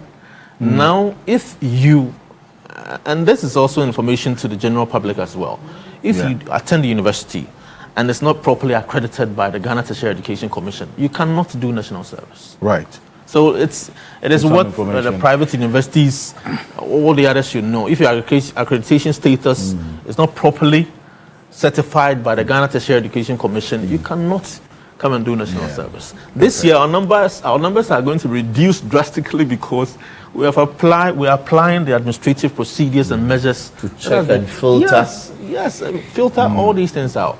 Now, if you're a national service person this year and you do not have Ghana card, and I've said so many times, you are not going to be able to do national service because before you even have access to the form to fill out your enrollment form, you have to be verified using the Ghana card and no other form of identification. When you get access to the form and you come and register with us at National Service, you have to be verified. Perfect. Every month, you are going to be verified. So before you start and finish your National Service, you would have been verified 15 times using the Ghana card. You will not be allowed to be validated for payment anywhere else apart from our office. Right. So our biometric verification system only works in our office. So if you take it out of our office, it will not work. Now, if you work at National Service and you tap into any of our systems, it shows an auditory of who tapped it, where he tapped it, and it clearly comes to you. These things are things that we have had to quickly upgrade so that we would know that this thing is a thing of the past. You know, we are also integrating the Controlling Accountant General into our payment platforms, so that what I mentioned earlier at the beginning of the discussion do not happen again. So, the beginning of National Service, when we have had all our payroll done, we'll take it to the Controlling Accountant General, let them run through and make sure that we don't have our 10,000 workers who are taking their salaries, either as soldiers, teachers, whatever, and also taking National Service. And that's the money that we are collecting back. I'm using this platform to reach out to all individuals who have not as yet paid their money, that we still reserve the option to make their information public and also ask their primary employers to sack them. So we are asking them to pay back the money, and of course, they themselves have started going to our office to cancel their name out of our payroll, and we encourage that to be done. There are several of these measures that we are putting in place so that we would move away from this practice completely. Professor Stephen Kwekwasare is on Zoom. He wants to make a quick intervention on that point. You're making. Professor Kwekwasare, you're of the view that prosecution should not take this long years, and the reason why some of them will want to push it to that limit and then, as it were, escape punishment. Why is that? Quickly. Well, very quickly, you can think about corruption from an economic point of view. The perpetrator thinks about the cost to him of engaging in corrupt activities, and then the corresponding benefits. The benefits are clear. I get 500 million cedis. There was the cost. But the cost is the probability that the corruption will be detected, and then the probability of successful prosecution. Every corrupt person in Ghana knows that the probability of successful prosecution is too low, because you can play games, you can play with the court system, there's endless adjournments and so on and so forth, and then the government changes all the problems that Martin enunciated. So that's where the loophole is, and that's what we must fix. We must make the probability of successful prosecution go up. If it goes up, that increases the cost, the perceived cost of corruption. And when the perceived cost of corruption goes up, then the probability of corruption will fall. As it is, we are being told that, well, let's retrieve the money and let them go. Well, that is an invitation for everyone to be corrupt, because I go and I loot 1 million cedis, and if I'm caught, then I just return it. But if I'm not, and chances are I won't be caught, then I walk away with the 1 million cedis. No system can survive in that mode. I agree with the Attorney General that for some of the lower people in the totem pole, some of the low perpetrators, we can negotiate deals with them, get them to return their loot, and then get them to testify against the big time conspirators. That is done in every jurisdiction. But to just extend that branch to everyone, that is a mistake. Rather, what we must do is, in addition to the prosecution, we recover the loot. So not just send you to prison, but when we send you to prison, we are also going to take all steps to recover the loot that you have taken from us. And that is the only way that we are going to make progress. Now, the court system, to me, is not set up to prosecute anything very well. 1 minute. If you think about the first election petition that we had, the lawyers were up to their games, and it took 9 months. After that, we got smart and we said, look, every election petition should be adjudicated in 42 days. And once we did that, they found a way to do it within 42 days. That is the same approach that we must bring to corruption and other financial crimes. We have to have timelines in every jurisdiction. The jurisdiction that I practice, there are timelines for every crime. So if it's corruption, we say from the inception of the complaint or the suit to the final decision should take 6 months. That puts pressure on the judges and the lawyers to ensure that they do everything that it's within their power to get the case adjudicated within 6 months. If we don't do that, then the lawyers will have their bag of tricks. Martin enunciated adjournments, delays, and so on and so forth. Why should a corruption case that involves 5 or 6 witnesses take 8 years to resolve? That's a joke. That's a joke. So we must fix that. I wish the rules of court committee will come out with timelines for all cases, not just corruption cases. Land litigation, if somebody trespasses on my land, there's no reason why that lawsuit should last for 50 years. By that time, the person who suffered the trespass will probably be dead. No, you come back and say, well, every land litigation should be resolved within 9 months. And if you are a judge and you cannot meet that deadline, then we try to understand why there is a variance. And then we saw that maybe we remove you and we put people there who can ensure that there is fair trial within the specified time limit, like we did in the election petition. Very important input in there. And I think it puts the matters in perspective. Counsel, is it not? Yes. Thank you so much, Professor Stephen Kweku-Asare, for this intervention and bringing in the different perspectives as well to it. I appreciate your time on this one and the intervention you made. This is the key point here on TV3. We're live on 3FM 92.7. Also on TV3 Ghana on Facebook and on DSTV channel 279. We're live as well on the Voice of London Radio in the heart of the city of London. And as always, my outfit is by Cogra Clothing, and they're responsible for my outfit every Saturday here on the Key Point.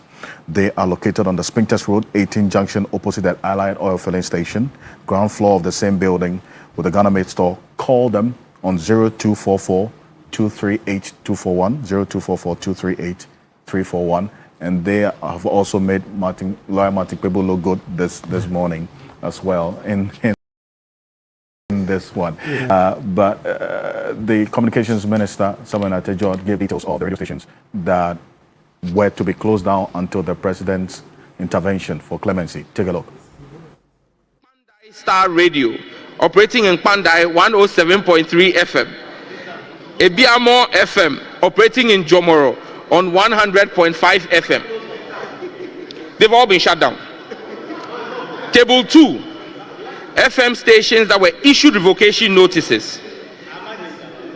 Act Forum Ghana Limited, operating in Akpafumimpiasem 88.1 FM. Chinias Empire Limited, operating in Tumu 96.3 FM. Confidence Commodities, operating in Swaman Dadieso 90.7. F5 Eagles Company, operating in Ajuafua 93.7. Neat FM Limited, operating in Tamale 105.3 FM. Primary Stars Limited, operating in Banda 102.5 FM. Subampa Community Radio in Barakesi 96.7 FM. Wasaman FM in Atieku on 101.9 FM. Mr. Speaker, number 9, Woon to Me Multimedia Company Limited. Woon to Me Multimedia Company Limited, operating in Takrady on one. So he gave that detail, and just few minutes. In fact, he also gave the detail about the president's clemency intervention as well for a 30-day period. Now, Mr. Felix Jemfi is the Director General of the National Service Authority. Thank you so much for coming through. And this is one that we'll keep an eye on as well. I'm going to go for this quick break. When we're back, Cecil Sonkwamels, he is President of the Ghana Independent Broadcast Association, GIBA, is going to be joining us to have a stake on this, on a very brief conversation on this closure of the radio stations, because there's a 30-day period that has been given to them to regularize their operations. We'll be back shortly after this quick break. Stay with us. This is Key Point.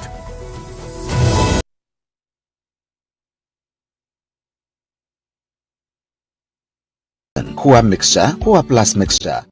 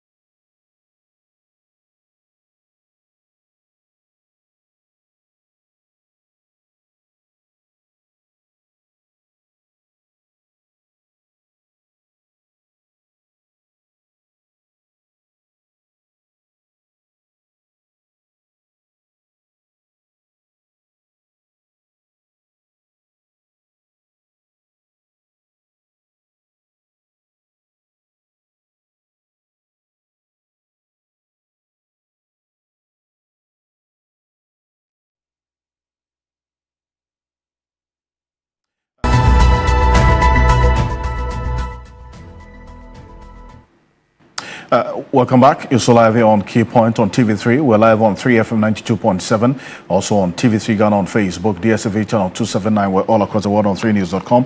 We're also on the Voice of London radio in the heart of the city of London.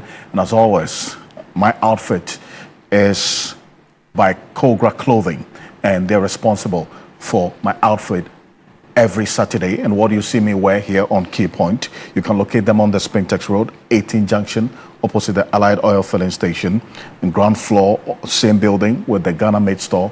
Keep this number and call them for this outfit and many others on 0244 238 341. 0244 238 341. The number is 0244 238 341. Let's go on to Zoom right now. And Cecil Sonkwamels is president of the Ghana Independent Broadcast Association, GIBA. And Mr. Sonkwamels, you've been following the conversation. And this clemency 30-day period that has been given to these defaulting radio stations brought some relief to you, GIBA, is it not?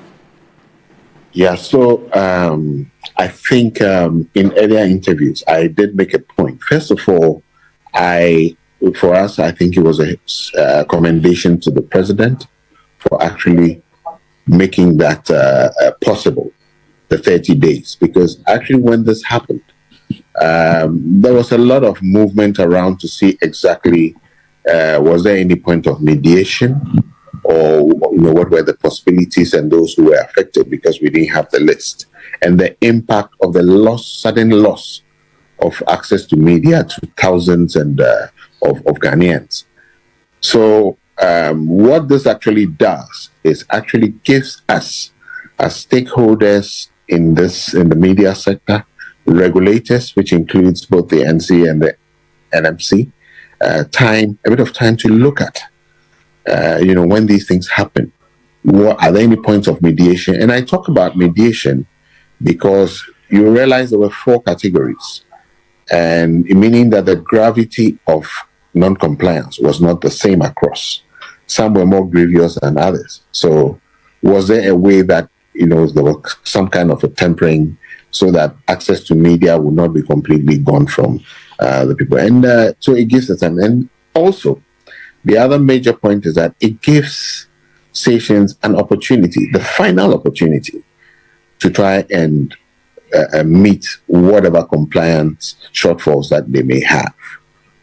We had tried earlier in February when this thing happened. In fact, if you go online, there was actually a release from GIBA where we actually had written to our members and asked for those who had been notified by the NCA that if they had any shortfalls in terms of compliance, they should reach out if they needed assistance.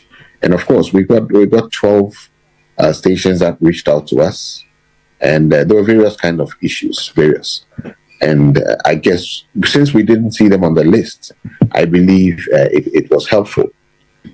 And so the 30 days can allow us to run that process again.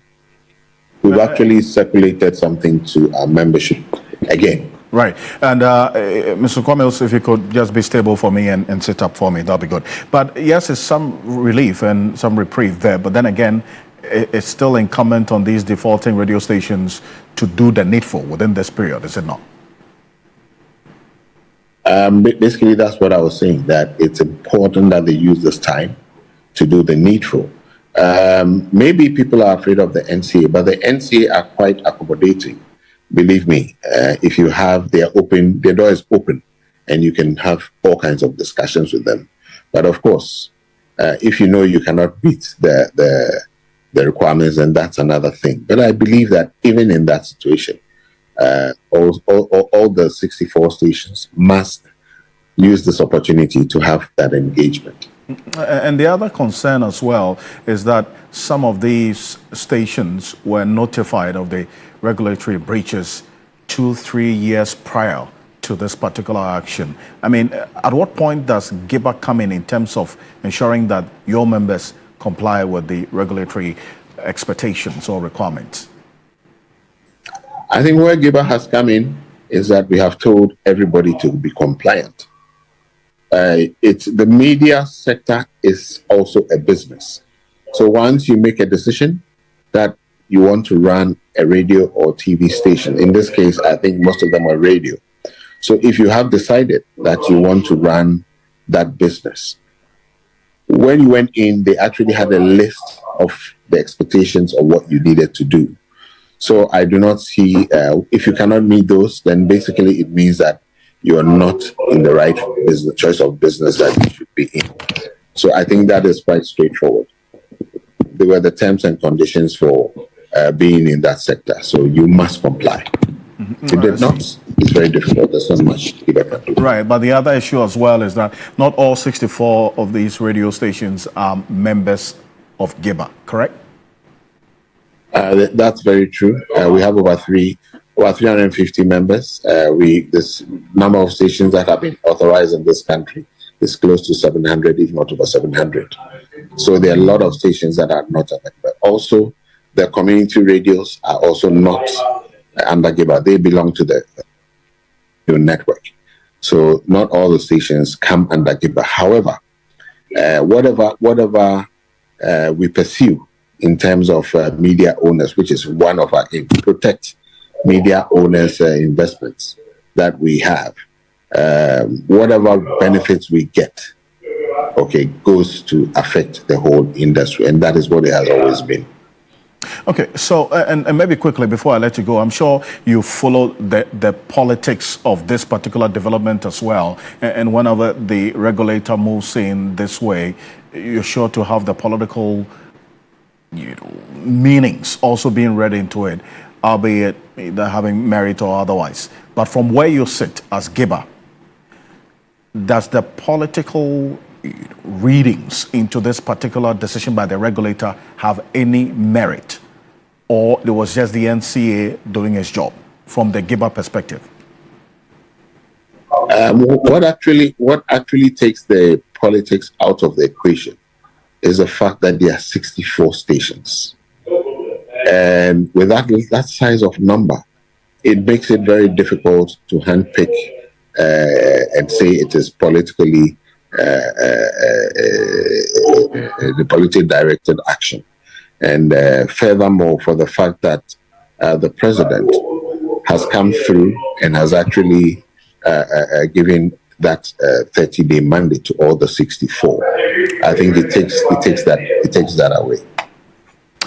Mr. Sonkwa-Mills, appreciate your time. Thank you for joining us. Cecil Sonkwa-Mills is president of the Ghana Independent Broadcast Association, GIBA. There are some members as well of that association being affected by this particular directive of they not renewing licenses and going by some of the regulations that the NCA expected of them. There's a 30-day period that has been given. I thank you so much for joining us. Gentlemen, thank you so much for coming through and also joining us always here on Key Point.